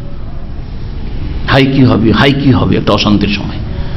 আবার তৃতীয় দিন কি বলা হয়েছে, ইয়াউমা ইউবাসু হাইয়্যা, যেদিন কবর থেকে ছিল, কবরে ছিল, ইল্লিনে ছিল, সিজিনে ছিল, আবার যখন হাসর করা হচ্ছে, বিচার দিবসে উঠানো হচ্ছে, নতুন জগতে আবার উঠানো হচ্ছে। হাই কি হবে, আল্লাহ কি হবে, নফসি নফসি নফসি, আম্বিয়া রাসূলগণ পর্যন্ত নফসি নফসি বলে, রব্বি সাল্লিম সাল্লিম, আল্লাহ সহি সালামতে রাখো, আল্লাহ সহি সালামতে রাখো। নতুন জগতে আসলে কষ্ট হয়, এটা আপনি নিজেও বুঝতে পারছেন। আপনি যখন বিদেশে এসেছিলেন, বড় আশা নিয়ে এসেছিলেন যে আলহামদুলিল্লাহ 2000 স্যালারি, রিয়ালের স্যালারিতে যাচ্ছি, ভালো একটা চাকরিতে যাচ্ছি, বেকার সমস্যায় ছিলাম, পারিবারিক দিক থেকে আর্থিক দিক থেকে পেরেশানিতে ছিলাম, যাচ্ছি বিদেশে। তারপরে এসে কষ্ট লাগেনি? লেগেছে না লাগেনি? কে আছে বলবে যে না, আমি বিদেশে এসে প্রথম দিন আমাকে কষ্ট লাগেনি। দাম্মামে এসছেন, রিয়াজে এসছেন, মক্কায় মদিনায় আসলো আগন্তুক ব্যক্তি, কাউকে চেনেন না, কেউ আপনাকে চেনে না। সবচেয়ে ভালো সফর আমার মদিনা ইউনিভার্সিটির অ্যাডমিশন, আমার জীবনে সফর মনে করি। তারপরে এলিমের সফর, যেগুলো মাদ্রাসা পড়ার জন্য বিভিন্ন জায়গায় সফর করেছে, সেগুলো নেকির সফর এবং ভালো সফর, আর হজ উমরা সফর। মদিনায় প্রথম দিন যখন পৌঁছি, তখন আমাকে কেউ জিজ্ঞাসা করে, খেয়েছেন, খাবেন কোথায়, কোথায় মাতাম ক্যান্টিন আছে, কিভাবে খেতে হবে, ওর জন্য কি করতে হবে, কিভাবে কি, কোনটার পরে কি করতে হবে, অ্যাডমিশনটা কমপ্লিট কি করে করতে হবে। নতুন, কেমন যেন লাগছে নতুন জায়গায়, অথচ কত আগ্রহের সাথে এসেছি, তারপরে যেন কেমন লাগছে, ঠিক না? নতুন জায়গায় আসলে একটু অশান্তি মনে হয়। প্রথম যখন দাম্মামে 15 বছর আগে আসলাম, আসার পরে জামি মসজিদের কাছে নামলাম, আসতে দেখলাম ওখানে তখন ইসলামিক সেন্টার ছিল। উঠলাম তো ঠিকই, এক বাঙালি ভাইয়ের সাথে দেখা হইলো, শুধু দেখিয়ে দিল, এই দিকে মনে হয় আছে, আর গেল না, দ্রুত টান দিল। ওতেই বুঝলাম যে ব্যাপার সবার খারাপ আছে, এই ইসলামিক সেন্টারকে পছন্দ করে না। তখন বাংলা সেকশনে কেউ ছিল না, কিন্তু ও টান দিল। পরে কিছুদিন পরে ওর সাথে বারবার করে দেখা হয়, দেখি যে পাক্কা আমাদের তবলিগি ভাই। হ্যাঁ, এইখানে একটা ইসলামিক সেন্টার আছে, দিল টান, ভাই দিল টান। আল্লাহ জাযায়ে খের দিক। ওই সাবকর বা যেহেতু রিয়াজে ফ্লাইট ছিল, রিয়াজের নামিয়ে দিল রিয়াজে, রিয়াজ থেকে বাসে আসতে হলো সাবকরতে। তো এক বাঙালি ড্রাইভার ছিল সাবকর, সে বাঙালি ড্রাইভার সাবকরকে বললেন যে ভাই আমি দাম্মামের তো কিছুই চিনি, রিয়াজ কয়েকবার ঘুরেছি, তারপরে যদি মক্কা মদিনা জিদ্দা হইতো চিনি অনেকটাই, কিন্তু এই সব এলাকা তো চিনি না, প্রথম নেমেছি। বলছে আমি দেখেন বাসে তো বেশি দূর নামাইতে পারবো না, তবে আমি বাস স্ট্যান্ড আপনি নামিয়েন না, আমার গাড়িতে বসে থাকেন, বাসে বসে থাকেন, আমি হোটেলে খেতে যাব, একটা জামে মসজিদ এখানে বড় আছে, ওখানে কি আমি জানি না কোথায় ইসলামিক সেন্টার, ওখানে কি আপনাকে নামিয়ে দেবো। এই সামনে এসে ওই যে রিয়াজ ব্যাংকের কাছে আমাকে ওই নামিয়ে দিল, আর বলে যে এই সামনে যান জামে মসজিদ আছে, ওখানে গেলে খোঁজ পেয়ে যাবেন ইসলামিক সেন্টার কোথায়। সুবহানাল্লাহ। তাহলে একটা নতুন জায়গায় দিনের কাজে আসছি, ভালো দেশে আসছি, তারপরেও আমাকে একটু কষ্ট লেগেছে, না লাগে নাই? সবাইকে এরকম লেগেছে। আল্লাহ পাক রব্বুল আলামিন এই তিন অবস্থার কথা উল্লেখ করেছেন, যে তিনটি অবস্থায় এক দুনিয়া থেকে আরেক দুনিয়ায় যখন পদার্পণ করে তখন মানুষকে কষ্ট হয়, মানসিক দিক থেকে শারীরিক দিক থেকে কষ্ট হয়। ওই সময় ওই ইয়াহিয়া আলাইহিস সালামের কোনো কষ্ট নেই, সালামুন আলাইহি, তার উপর শান্তি বর্ষিত হোক, তার জন্য শান্তি আর শান্তি রয়েছে, কোনো অশান্তি নেই। ইয়াউমা ওয়ালিদা, যেই দিন সে ভূমিষ্ঠ হয়েছে, ওয়া ইয়াউমা ইয়ামুতু, যেদিন মওত হবে, কোনো পেরেশানি নেই, শান্তি আর শান্তি। ওয়া ইয়াউমা ইউবাসু হাইয়ার, যেদিন জীবিত করে উঠানো হবে, বিচার দিবস হাজির করা হবে, সেই দিনও শান্তি আর শান্তি ইয়াহিয়া আলাইহিস সালামের জন্য। আল্লাহ পাক রব্বুল আলামিন তারপরে মারিয়াম আলাইহিস সালাম এবং তার ছেলে ঈসা আলাইহিস সালাম, ঈসা আলাইহিস সালামের জন্মের বিবরণ বর্ণনা করছেন। মহান আল্লাহ ইরশাদ করেছেন, ওয়াজকুর ফিল কিতাবে মারিয়াম, হে নবী তুমি আলোচনা করো বা স্মরণ করো ফিল কিতাবে, কিতাবে অর্থাৎ আল কোরআনে, আল কোরআনের ভাষায়, কোরআনে কারীমের আয়াতে তুমি স্মরণ করো মারিয়াম আলাইহিস সালামের কথা বা তার ঘটনা। এযিন তাবাদাত মিন আহলিহা মাকানান শারকিয়া, যখন সে আলাদা হয়ে চলে গেল নিজ পরিবার থেকে পূর্ব দিকের এক স্থানে, ফাত্তাখাযাত মিন দুনিহিম হিজাবান, এবং নিজের আপনজন আত্মীয় স্বজনকে ছেড়ে সেই জায়গায় একটা পর্দার ব্যবস্থা করে নিল। ফারসালনা ইলাইহা রুহানা, তখন সেখানে তার উদ্দেশ্যে আমার রূহ জিবরাইল আলাইহিস সালামকে আমি পাঠিয়ে দিলাম। ফাতামাসসালা লাহা বাশারান সাওয়িয়া, সেখানে গিয়ে জিবরাইল আলাইহিস সালাম এক সুস্থ সবল মানুষের রূপ ধারণ করে তার সামনে হাজির হইল। আমি তরজমা করে দিলাম, বুঝে নিয়েছেন না? সহজ অবশ্য, বুঝে নিয়েছেন অনেকটাই। ঘটনা হচ্ছে যে মারিয়াম আলাইহিস সালাম মেয়ের জন্ম হইল, তার মায়ের পেট থেকে যে জন্ম হয়েছিল তার আলাদা একটা বিবরণ আছে, সূরা আলে ইমরান আল্লাহ পাক বর্ণনা করেছেন। তার মা কি চেয়েছিলেন? তার মা চেয়েছিলেন যে আল্লাহ একটা ছেলে হোক, আর ছেলেটা মসজিদে বাইতুল মুকাদ্দাসের, মসজিদে আকসা বাইতুল মুকাদ্দাসের খেদমত করবে, আর এই নেকি আমার চলতে থাকবে, আমারও নেকি হবে, ছেলেরও নেকি হবে। কিন্তু ছেলে না হয়, ছেলে সন্তান না হয় কি হলো? মেয়ে সন্তান হইল। তিরুরাব্বাইনি ওয়াজাতু হাউনসা, আল্লাহ তো মেয়ে হয়ে গেল, মেয়েকে আবার মসজিদের খেদমতে কেমন করে দেব? হ্যাঁ, ওয়ালাইসা যাকারু কাল উনসা ওয়াইনি সাম্মাইতুহা মারিয়াম। তবে আল্লাহ যখন মেয়ে দিয়েছেন, তবে এই মেয়ে অন্য পুরুষদের মতো না, অনেক পুরুষ চাইতে ভালো হবে। আল্লাহর কাছে এটা হচ্ছে সুধারণা, এটা হচ্ছে ভালো আশা। আপনার যদি আল্লাহ ছেলে চাইলেন, ছেলে আল্লাহ দিলেন না, শুধু মেয়ে মেয়ে, তারপরে আল্লাহর কাছে এই আশা রাখেন, যে আশা মারিয়াম আলাইহিস সালামের মা আল্লাহর কাছে প্রকাশ করেছে, ওয়ালাইসা যাকারু কাল উনসা, আমার এই মেয়ের মতো পুরুষ হতে পারে না, ইনশাআল্লাহ আল্লাহ আমাকে ভালো মেয়ে দিয়েছেন। এই মেয়ের পেট থেকে বড় একজন রাসূল ঈসা আলাইহিস সালামের জন্ম হইল, আর তো আল্লাহ পাক রব্বুল পাক মুজিজা স্বরূপ, সেটা অলৌকিকত্ব। তো আল্লাহ পাক রব্বুল আলামিন ইরশাদ করছেন যে এখানে চলে আসে, এখন মারিয়াম আলাইহিস সালাম ধীরে ধীরে বড় হলেন, তার জন্য তিনি নিজের বাড়িতে না থেকে এক পর্দার একটা ব্যবস্থা করেন, সেখানে ইবাদত বন্দি করতেন, আর সেখানে নির্জনেই তিনি থাকতেন মসজিদ সংলগ্ন, বাইতুল মুকাদ্দাস সংলগ্নে। সেই সময় আল্লাহ পাক রব্বুল আলামিন তার ফেরেশতা জিবরিল আলাইহিস সালামকে পাঠালেন, যেই সময়টাই মারিয়াম আলাইহিস সালাম সাবালিকা হয়ে গেছেন। তাফসীরকাররা লিখেছেন যে তিনি গোসল অবস্থায় ছিলেন, অথবা গোসল করছিলেন বা গোসল করে নিয়েছিলেন সেই সময়, যে মাসিক ঋতুতে না পাক হয় তারপরে তিনি পাক হয়েছিলেন। ওই সময়গুলিতে আল্লাহ পাক পাঠিয়েছিলেন। আর জিবরাইল আলাইহিস সালাম ফেরেশতা রূপে না, কারণ ফেরেশতা রূপে যদি আসে তো একজন সাধারণ মানুষ সেটা হয়তো বরদাস্ত করতে পারবে না, হ্যাঁ বেহুশ হয়ে পড়বে, মারাও যেতে পারে। মানুষের রূপে, কিন্তু মানুষের রূপে আসলে আবার ভয়, একজন পুরুষ মানুষ, আমার সামনে একজন পুরুষ মানুষ, আমি একাই আছি, তাহলে একজন মহিলা কি ভাববে? অবশ্যই যদি নেক সতী মহিলা হয় তাহলে তার দুশ্চিন্তার শেষ থাকবে না, কোন মুসিবত আসলো রে বাবা, কোন মুসিবত আসলো আমার। ফাতামাসসালালাহ বাশারান সাওয়িয়া, এখন সুস্থ সবল মানুষের আকারে জিবরাইল আলাইহিস সালাম গিয়ে হাজির। কালাত ইন্নী আউযু বিররহমান ইন কুনতা তাকিয়া, সাথে সাথে আল্লাহর কাছে পানা চাইছেন। কালাত বললেন মারিয়াম আলাইহিস সালাম, আমি আমার দয়াবান দয়ালু আল্লাহর আশ্রয় গ্রহণ করছি, মিনকা, তোমার মতো মানুষ থেকে, ইন কুনতা তাকিয়া, তুমি যদি আল্লাহ ভীরু হও, তুমি যদি সংযত পাপ মুক্ত হও, আল্লাহকে যদি ভয় কর, মুত্তাকি হও, তো খবরদার আমার কাছে আসবে না, দূরে থাকো। তুমি এখানে কেন এসছো? তুমি এখানে, আমি একা একজন মহিলা আছি, তুমি এখানে কেন আসলে? আজকালকার কলেজ ইউনিভার্সিটির মেয়ে নয়, হ্যাঁ হ্যাঁ, কলেজ ইউনিভার্সিটির মেয়েদের বক্তব্য আজকাল শুনেছি, সুবহানাল্লাহ। আমার অনেক বন্ধু মহল, আগের বন্ধু মহল মানে আজকে থেকে 20-25 বছর আগে তারা স্কুল কলেজে পড়াশোনা করেছে, তাদের যুগে আর আজকালকার যুগে তো আরো এই ফিতনা বেড়েছে।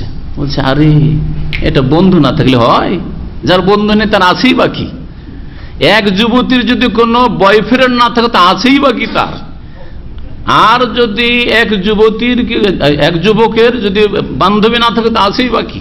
এই রকমের ধারণা আজকাল। এই শিক্ষা অঙ্গনগুলি পাপের জায়গা হয়ে গেছে, পাপের জায়গা হয়েছে, কারণ এখানে তো তরবিয়ত হয় না। তালিম আছে কিন্তু তরবিয়ত নেই, শিক্ষা আছে কিছু কিন্তু আদর্শ শিক্ষা নেই। দুনিয়ার গরজে শিক্ষা হচ্ছে, কি করে পেটে বেশি ঢুকানো যাবে, পকেটে বেশি ঢুকানো যাবে, ওপরে কি করে উঠানো যাবে, নেতৃত্ব কি করে পাওয়া যাবে, এইসব শিক্ষা হচ্ছে, কিন্তু আদর্শ শিক্ষা তো হচ্ছে না।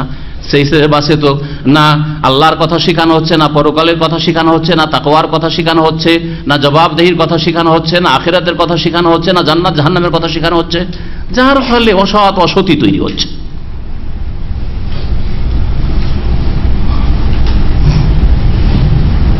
রাগ করবেন না, অনেকে হয়তো বলতে পারেন যে কলেজ ইউনিভার্সিটিতে পড়েছি, আমি তো ভালো আছি। এটা আল্লাহ পাকের খাস রহমত, বলেন আলহামদুলিল্লাহ। হাজারে একটা দুটা ঠিক থাকা ওটা অমুসলিমদের মধ্যেও আছে, হ্যাঁ। খারাপ পরিবেশেও কিছু অল্প ভালো থাকা সেটা আছে, কিন্তু অধিকাংশ ভালো হইতে হবে, ছেলে ভালো হইতে হবে, অধিকাংশ মেয়ে স্কুল কলেজ ইউনিভার্সিটি থেকে ভালো হয়ে আসতে হবে, আদব আখলাক শিখে আসতে হবে, আল্লাহ ভীরুতা শিখে আসতে হবে, চরিত্র গঠন করে আসতে হবে। এটা হচ্ছে আসল উদ্দেশ্য শিক্ষা অঙ্গনের। শিক্ষা প্রতিষ্ঠানে যদি এই উদ্দেশ্যই না থাকে তো এমনি প্রাকৃতিক ভাবে শতকরা একটা অথবা হাজারে দুটা তিনটে ভালো হওয়া স্বাভাবিক, ভালো হবে।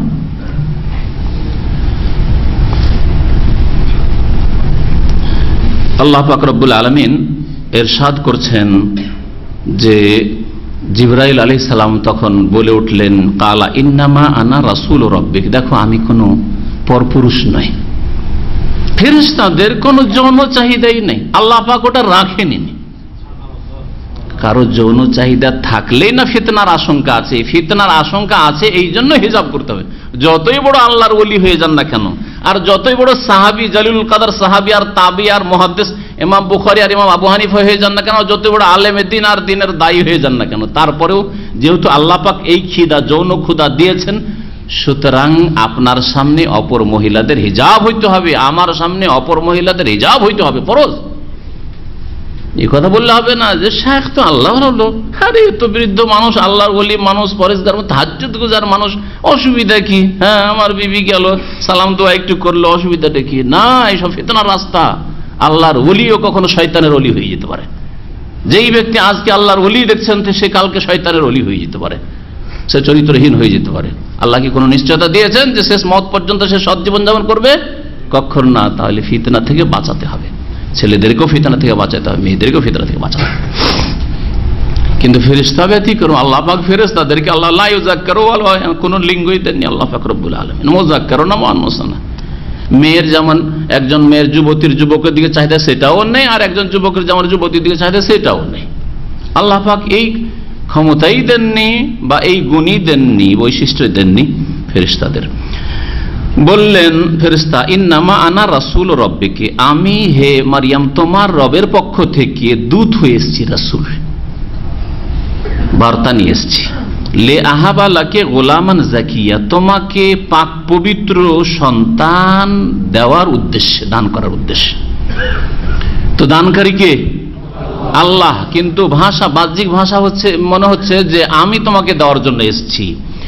এর একটি ব্যাখ্যা হচ্ছে যে আল্লাহ পাক রব্বুল আলামিনের কথা এটা, যে আল্লাহ দেবেন আমাকে। আল্লাহ বলছেন যে আহাবালাকে গোলামান জাকিয়া, জানো এটা হচ্ছে কালামুল্লাহ, আল্লাহর কথা।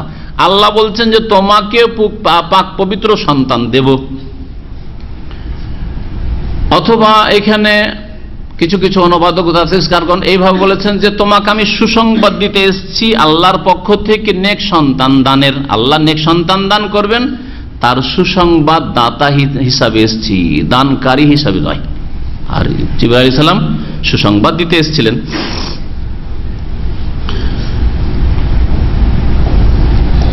আল্লাহ পাক রব্বুল আলামিন বলছেন যে তার উত্তরে মারিয়াম আলাইহিস সালাম বললেন, আন্না ইয়াকুনু লি গুলাম, আরে আমার সন্তান কি করে জন্মাবে? ওয়ালাম ইয়ামসাসনি বাশার, সন্তান জন্মার জন্য স্বামী স্ত্রীর মিলন আবশ্যক, হ্যাঁ, বিবাহ বন্ধনের মাধ্যমে যদি বৈধ সন্তান নিতে হয়। আর যদি মনে করো বৈধ অবৈধ আমাদের কাছে কিছু না, আরে সন্তান হইলেই তো হইল, হ্যাঁ, তাহলে হ্যাঁ কি হবে? তাহলে চরিত্রহীন হয়ে জেনা ব্যভিচারের মাধ্যমে হইতে পারে, হ্যাঁ, জেনা ব্যভিচারের মাধ্যমে হইতে পারে। দুটোর কোনোটাই তো না আমার মধ্যে, না আমার কোনো স্বামী আছে আর না আমি অসতী। তাই বলছেন ওয়ালাম ইয়ামসাসনি বাশার, না কোনো মানুষ আমাকে স্পর্শ করেছে, আমার কোনো স্বামী নেই, এখন পর্যন্ত বিবাহ হয়নি, কোনো পুরুষ লোক আমাকে স্পর্শ করেনি। ওয়ালাম আকো বাগী, আর আমি অসতীও নই, যে হয়তো স্বামী স্পর্শ করেনি কিন্তু অসতী, অন্যের সাথে চরিত্র নষ্ট করেছে, অন্যের থেকে বাচ্চা নিয়েছে, এটাও তো নই। তাহলে কি করে বাচ্চা আমার হইতে পারে?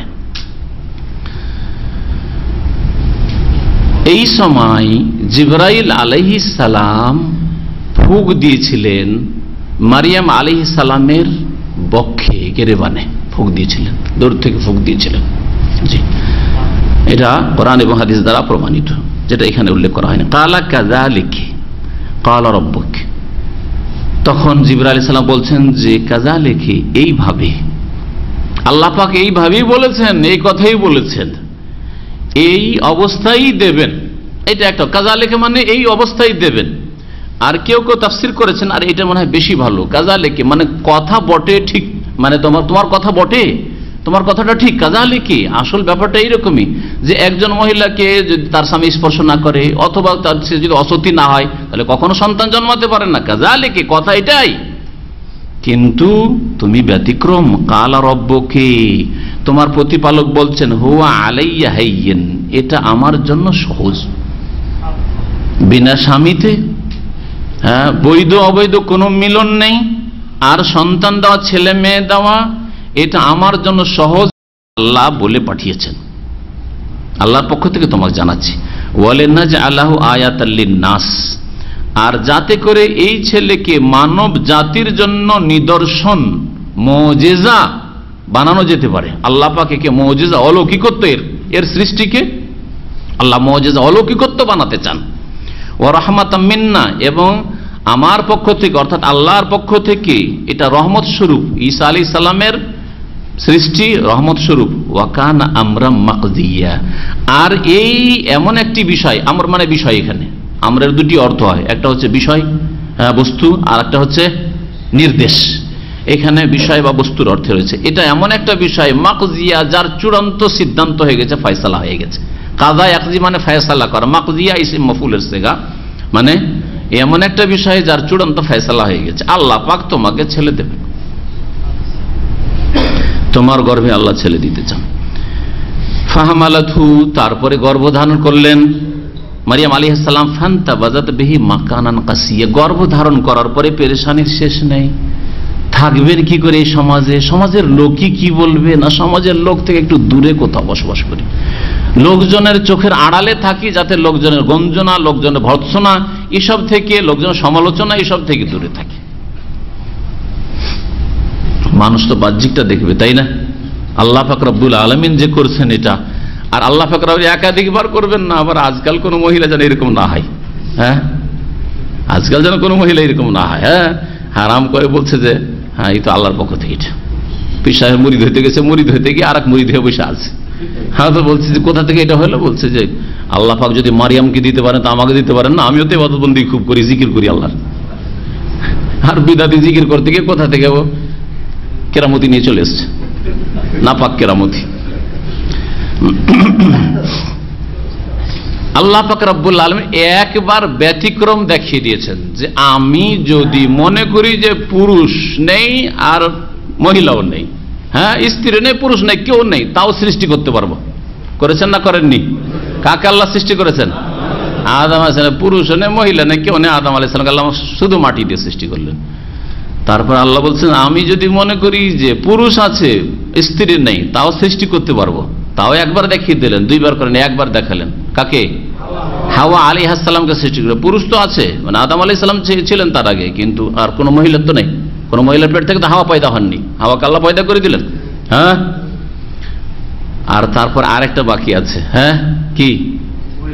হ্যাঁ, মহিলা আছে, মা আছে, কিন্তু মা বাবা নেই। আল্লাহ এভাবে পয়দা করতে পারেন। এই একটা মহান কুদরতের বহিঃপ্রকাশ আল্লাহ ঘটিয়ে দিলেন ঈসা আলাইহিস সালামকে সৃষ্টি করে। আল্লাহ বললেন যে সব রকম কারি। আর 4 নম্বর হচ্ছে যে এই 4 নম্বর তরিকায় সমস্ত মানুষ পয়দা। আদম, হাওয়া আর ঈসার পরে যত মানুষ আল্লাহ পাকের সৃষ্টি সব হচ্ছে ওই 4 নম্বর তরিকায়। কোনটা তরিকা? হ্যাঁ, খালাকা মিনহা যাওজাহা বাসতা মিনহুমা রিজালান কাসীরা ওয়া নিসা।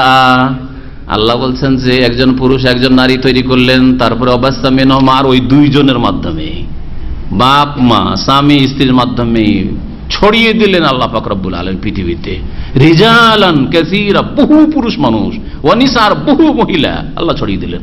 আশ্চর্য লাগে, দুনিয়ার পূর্ব থেকে পশ্চিম সফর করেন, আর এত মানুষ, এত মানুষ। আদম আলাইহিস সালাম কোন এক এলাকায় আসলেন, আর নূহ আলাইহিস সালাম বিশেষ একটা এলাকায় ছিলেন, এর আগে ছিলেন। এত মানুষ কি করে, কোথায় কানাডা, কোথায় জাপান, কোথায় ফিলিপাইনের দ্বীপে মানুষে ভর্তি, এত মানুষ ওই এক আদম থেকে। সুবহানাল্লাহ। আল্লাহ পাক রব্বুল আলামিন অসংখ্য নারী পুরুষ ছড়িয়ে দিলেন। এই 4টি তরিকায় আল্লাহ পাক রব্বুল আলামিন মানুষকে সৃষ্টি করেছেন, একজন একজন করে সৃষ্টি করেছেন। হ্যাঁ, বিশেষ ওই তরিকায় 3টা তরিকা, আর একটা তরিকা যেই তরিকায় সমস্ত মানুষকে আল্লাহ পাক রব্বুল বাকি মানুষকে সৃষ্টি করেছেন।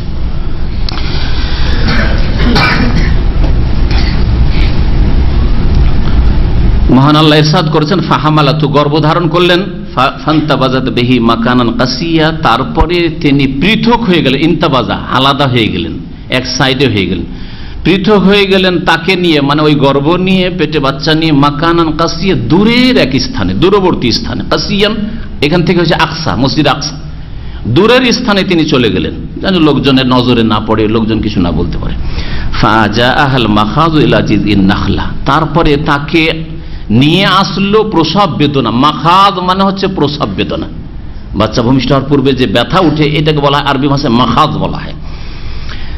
প্রসব বেদনা তাকে নিয়ে আসলো কোথায়? ইলা জিযইন নাখলা, খেজুর গাছের তলায়। খেজুর গাছের কাণ্ডকে জিজউন বলা হয়, নাখলাতুন মানে খেজুর গাছ। খেজুর গাছের কাণ্ডের পাশে খেজুর গাছের তলায় নিয়ে আসলো, আর ওখানে ঈসা আলাইহিস সালামের জন্ম হইল। কালাত, সেই সময় তিনি বলেছিলেন ইয়া লাইতানি, হাই দুর্ভোগ, হাই আল্লাহ, মৃত্যু কাবলা হাজা, যদি এর আগেই আমি মরে যেতাম। কে বলছেন? মারিয়াম। আল্লাহ, যদি এর আগেই মরে যেতাম। ওয়াকুনতু নাসিয়া মানসিয়া, আর মরে গিয়ে মানুষের স্মৃতি থেকে একেবারে ভুলে যেতাম। মানুষ ভুলে যেত যে মারিয়াম বলেও কোনো মেয়ে ছিল। এটা আর সমাজের লোক কতদিন মনে রাখে? একজন নাবালক নাবালিকা যদি মারা যায়, বড় বড় মানুষ মারা যাচ্ছে, তারপরে 5 বছর 10 বছর 20 বছর মনে রাখে, তারপরে ভুলে গেছে। হ্যাঁ, ভালো কোনো এইরকম ব্যক্তি বড় খেদমত হচ্ছে, হ্যাঁ রাহিমাহুল্লাহ, অমুক ব্যক্তি, অমুক ব্যক্তির নাম কখনো হইতে নেওয়া হয়, তাই না? আর না হলে কি নাম নেবে? দাদার নাম নিচ্ছেন, দাদার নাম কখনো নিচ্ছেন, আমার দাদার নাম অমুক ছিল, শেষ হয়ে গেছে। 5-10 বছর নাম তার আলোচনা হয়েছে, শেষ হয়ে গেছে। মানুষ ভুলে যেত আমাকে, আর এই সমালোচনার পাত্র হইতাম না। কত যে কথা শুনতে হবে আমাকে। আল্লাহ, এই আল্লাহ পাক রব্বুল আলামিনের কাছে আকাঙ্ক্ষা ব্যক্ত করলেন, হাই মরে গেলেই তো ভালো হইতো মনে হয়, কিন্তু কোনটা ভালো সেটা আল্লাহ বেশি জানছেন। ফানাদাহা মিন তাহতিহা, তখন ওই গাছের তলা থেকে, মিন তাহতিহা ওই যে খেজুরের গাছ, ওর নিচু স্থান থেকে, একটু নিচু দিক থেকে, জমি তার ঢালু জমি, নিচু স্থান থেকে ডাক আসলো, আল্লাহ তাহজানি, হে মারিয়াম তুমি দুশ্চিন্তা করিও না। চিন্তা কেন করছো তুমি? চিন্তা করিও না। কাদ জাআলা রব্বুকে তাহতাকে সারিয়া, তোমার একটু নিচু দিকে দেখো, তোমার প্রতিপালক তোমার জন্য নহর, ঝর্ণা প্রবাহিত করে দিয়েছে। পানির ব্যবস্থা ছিল না, আর গ্রাম দূরে, জঙ্গলের দিকে, তিনি একাই খেজুর গাছের তলায়, খেজুর আছে গাছের উপর, আর পানি আল্লাহ পাক ঝর্ণা প্রবাহিত করে, পানির ব্যবস্থা হয়ে গেল। হ্যাঁ, বাচ্চার জন্য, বাচ্চার মায়ের জন্য গোসল করার ব্যবস্থা হয়ে গেল, পবিত্রতার ব্যবস্থা হলো, পানি পান করার ব্যবস্থা হয়ে গেল, ঝর্ণা প্রবাহিত। সারিয়ান মানে নাহার, ঝর্ণা, আইনান ঝর্ণা প্রবাহিত। আর খেতে হবে, আল্লাহ বলছে ওয়াহুজি এলাইকে বেজিজ ইন নাখলা, আর এই গাছের যে কাণ্ডটা আছে খেজুর গাছের, এটাকে ধরে হেলাও, নাড়া দাও। আল্লাহ পাক নাড়া দিতে বললেন, হুজি এলাইক, তোমার দিকে নাড়া দাও। কাকে? বেজিজ ইন নাখলা, গাছের কাণ্ডটিকে, গাছটা ধরে ঝুকাও, নাড়া দাও। তোসাকে আলাইকে রোতাবান জানিয়া, তখন পাকা তাজা খেজুর তোমার উপর পড়তে থাকবে, যেমন ঝাঁকানি দেবে তেমনি পাকা খেজুরগুলি, রোতাব মানে হচ্ছে তাজা খেজুর, আর জানিয়ান মানে পাকা খেজুর, সুন্দর খেজুর, সুন্দর পাকা খেজুর তোমার পড়তে থাকবে আর তুমি খেতে থাকবে। ফাকুলি ওয়াশরাবি, তারপরে তুমি খেতে থাকো, পান করতে থাকো, পানাহার করতে থাকো। ওয়াকাররি আইনা, আর তোমার নয়নকে জুড়াতে থাকো, চক্ষু ঠান্ডা করতে থাকো। ফাইম্মা তারাইন্না মিনাল বাশারে আহাদান, আর তারপরে কোনো পুরুষের সাথে, কোনো মানুষের সাথে যদি সাক্ষাৎ হয়ে যায়, ফাকুলি, আর যদি কেউ যদি ভর্ৎসনা করে, কিছু বলে, তাহলে ফাকুলি বলবে ইন্নী নাযারাতুলির রহমানিস সাওমা, আমি আল্লাহর উদ্দেশ্যে, দয়াবানের উদ্দেশ্যে রোজার মান্নত করেছি, সিয়ামের মান্নত করেছি। সাওমান, আল্লাহ পাক কুতিবা আলাইকুমুস সিয়াম বলেছেন সূরা বাকারা, তাহলে এই রোজাকে সিয়াম আরবি ভাষায় বলা হয়, আর এখানে সম বলেছেন, সমও বলা হয়। জি, আর রোজাটা ফার্সি শব্দ। ইন্নী নাযারাতুলির রহমানিস সাওমা, আমি দয়াবান আল্লাহর জন্য সওমের, রোজার মান্নত করেছি। আর তখনকার যুগে রোজা মানে কথা বলা যাবে না। আজকে যদি এরকম হইতো যে রমজান মাসে রোজা রাখতে হবে, ওই মারিয়ামের রোজা, মারিয়ামের রোজা, তাহলে আপনার তো আপনার বড় বড় নেক লোকেরও মুশকিল হয়ে যেত, তাই না? মুশকিল হয়ে যেত। আচ্ছা, ওই বিদআতপন্থীদেরকে বলে, যে বিদআতপন্থীরা বলে যে আদম আলাইহিস সালামকে যদি সেজদা তাজিমি করতে পারে ফেরেশতারা, তো আমরা যদি পীরকে সেজদা করলাম, মাজারকে সেজদা করলাম, তো কি হইল? তাহলে বিদআতীদেরকে কি বলবেন? এখানে খণ্ডন আছে, কি বলবেন? বলে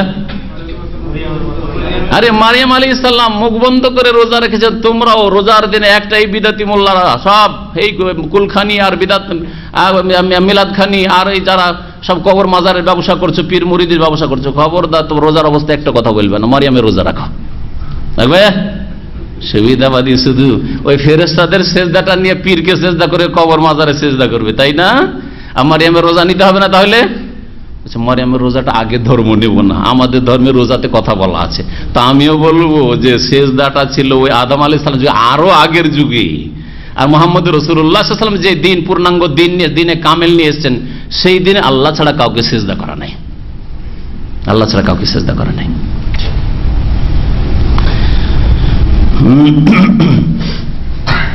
যখন কোনো মানুষকে দেখবে তখন বলবে, কথা বলতে যদি চাই বলবে ইন্নী নাযারাতুলির রহমানে। অনেক সময় ভর্ৎসনা দিচ্ছে, কথা বলছে, আর যদি কথা না বলে, উত্তর না দেন, তো কি করে?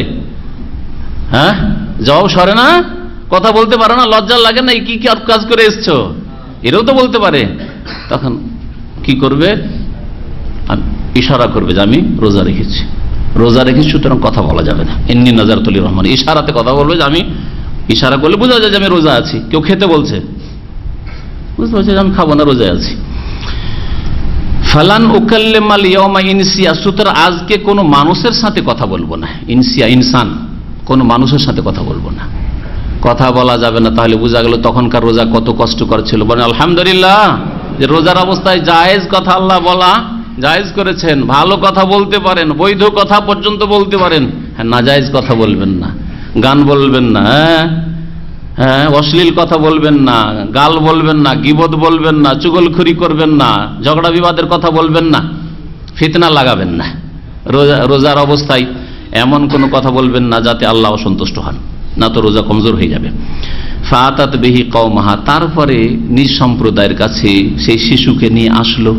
তাহমেলুহু, নিজের কোলে উঠিয়ে, হামালে আহমল মানে বহন করে, কালু, তখন লোকেরা বলতে লাগলো, ইয়া মারিয়াম, হে মারিয়াম, লাকাদ জিতে শাইয়ান ফারিয়া, তুমি তো এক অদ্ভুত কাজ করে নিয়ে এসছো, বড় অন্যায় কাজ করে নিয়ে এসছো, কি করলে তুমি?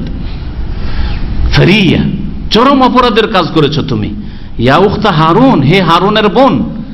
হতে পারে যে মারিয়াম আলাইহিস সালামের আত্মীয়দের মধ্যে নিজের কেউ হারুন বলে ভাই ছিল, নিজের ভাই না হোক পিতৃয় বা আর কেউ হইতে পারে, অথবা ওই বংশে ছিল। আরবরা এইভাবে বলে, বংশে কেউ একজন হারুন বিখ্যাত লোক আছে, ও হারুনের বোন। এটা কেউ কেউ বলেছেন না, তার হারুন ভাইটাই ছিল না, কিন্তু ওই যুগে হারুন একজন নেক লোক ছিল।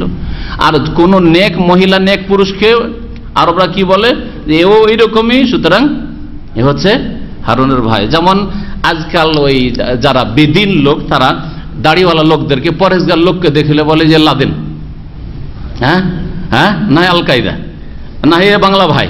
বাংলাদেশে যান, ওই যারা বেদিন বিধর্মী লোক, মোনাফেক লোক, তারা একটু দাড়ি টাড়ি দেখলে, পরেশগারি তাকওয়া দেখলে আপনাকে বলে যে বাংলা ভাই চলে এসছে, অথচ আপনার বাংলা ভাইয়ের সাথে কোনো সম্পর্ক নেই। তারা ছিল খারেজি গোমরা, আপনি কোরআন সুন্নাহর অনুসারী, ঠিক না? তো ওই রকমই, তাহলে আমাদের ভাষাতে এরকম আছে। ওইভাবেই জাতির লোকেরা বলেছিল একে, মারিয়াম আলাইহিস সালাম, কি ইয়া উখতা হারুন, হারুন কত ভালো মানুষ ছিলেন, আর তুমি হারুনের বোন, আর এই কাজ করে এসছো তুমি, ইয়া উখতা হারুন। অথবা হারুন মুসা আলাইহিস সালামের ভাইয়ের কথাই বলে হইতে পারে যে প্রসিদ্ধ ব্যক্তি একজন নবী ছিলেন হারুন, আর সেই বংশেরই তুমি মহিলা, আর তোমার দ্বারা এই কাজ হয়েছে, এই জন্য ইয়া উখতা হারুন বলেছিল। এটাও হইতে পারে। মা কানা আবুকা ইমরা সাউইন, তোমার বাবা তো কোনো খারাপ লোক ছিল না। ইমরন মানে মানুষ, আর সাউন মানে খারাপ, খারাপ মানুষ ছিল না। অমা কানাত উম্মুকে বাগিয়া, আর তোমার মাও তো কোনো অসতী ছিল না, তুমি কেন এরকম খারাপ হলে? সুবহানাল্লাহ, বিশ্বাস করে মানুষ, বিশ্বাসই করতে চায় না। ফাশারাত ইলাইহি, বাচ্চার দিকে ইশারা করছে, এর সাথে কথা বলো, কথা বন্ধ করে হাতের ইশারায়, হ্যাঁ এর সাথে কথা বলো। কালু, তখন লোকেরা বললো, জাতির লোকেরা, কাইফা নুকাল্লিমু মান কানা ফিল মাহদি সাবিয়্যা, এমন শিশুর সাথে কি করেই কথা বলতে পারি আমরা, যে কোলে এখনো শিশু হয়ে রয়েছে, সাবিয়্যা, এখনো কোলে, এ কি আর এর বাকশক্তি খুলেছে? এটা একটা কথা বলতে পারবে না।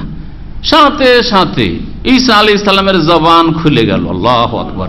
কালা, ঈসা আলাইহিস সালাম বলতে লাগলেন, ইন্নী আব্দুল্লাহ, আমি আল্লাহর বান্দা। না ইবনুল্লাহ, হে খ্রিস্টানরা ভালো করে শুনে রাখো, ইবনুল্লাহ বলেছেন।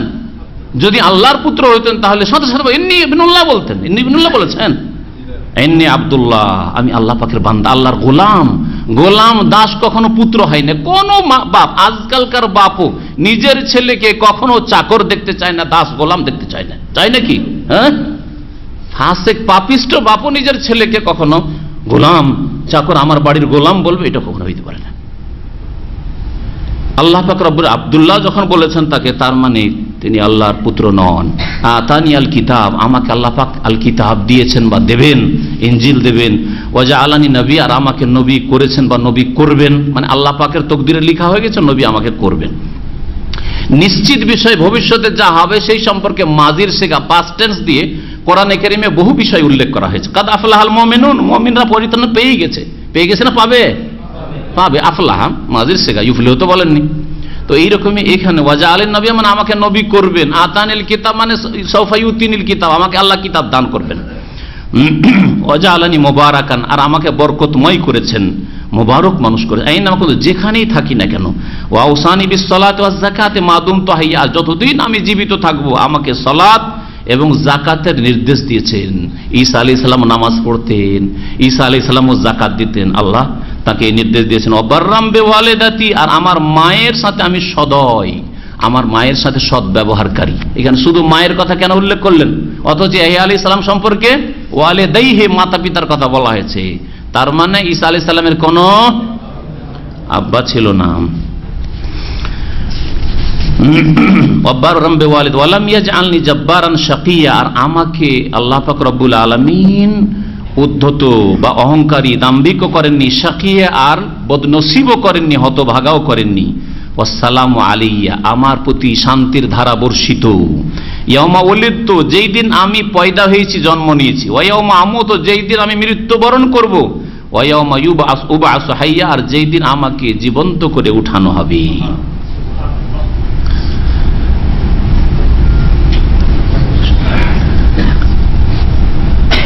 এখান থেকে আজকে তাফসীর শেষ করছি। এখানে একটি কথা শুধু বলবো, যেটা বলা জরুরি, কিছু বিদআতপন্থীরা যারা মিলাদ করে, জন্মবার্ষিকী পালন করে, তারা এই আয়াত থেকে তারা আয়াতের অর্থ বিকৃত করে অসৎ উদ্দেশ্য তাদের পুরা করার চেষ্টা করেছে। বলছে যখন সালাম বর্ষিত হোক জন্মদিনে, হ্যাঁ, তাহলে বোঝা গেল যে জন্মবার্ষিকী পালন করা যাবে। নবীর ঈদে মিলাদুন নবী করলাম, তারপরে আমার বিবির বার্থডে পালন করলাম, আমার নিজের জন্মদিবস পালন করলাম, আমার ছেলে মেয়েদের জন্মদিবস পালন করলাম, কেক কাটলাম, অসুবিধাটা কি?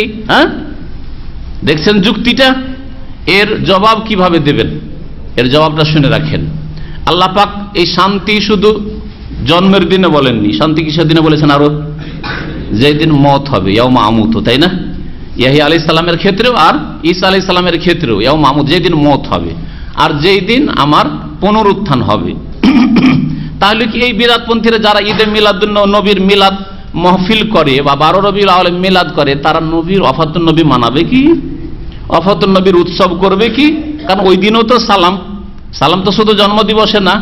তাহলে বোঝা গেল যে জন্মদিবসে সালাম হোক, যেই দিন জন্ম হয়েছে সেই দিনও যেন আমার উপর শান্তি বর্ষিত, যেদিন আমার মত হবে শান্তি বর্ষিত। তার মানে এই নয় যে এই দিনগুলি পালন করবেন, দিন যাপন করবেন, উৎসব করবেন, এটা নয়। এটা যদি হয় তাহলে যেমন আপনি জন্মদিবস পালন করবেন তেমনি মৃত্যু দিবস পালন করতে হয়। কিন্তু মৃত্যু দিবস যেখানে পালন করেন না, তেমনি ইসলামে জন্মদিবস পালন করা নেই।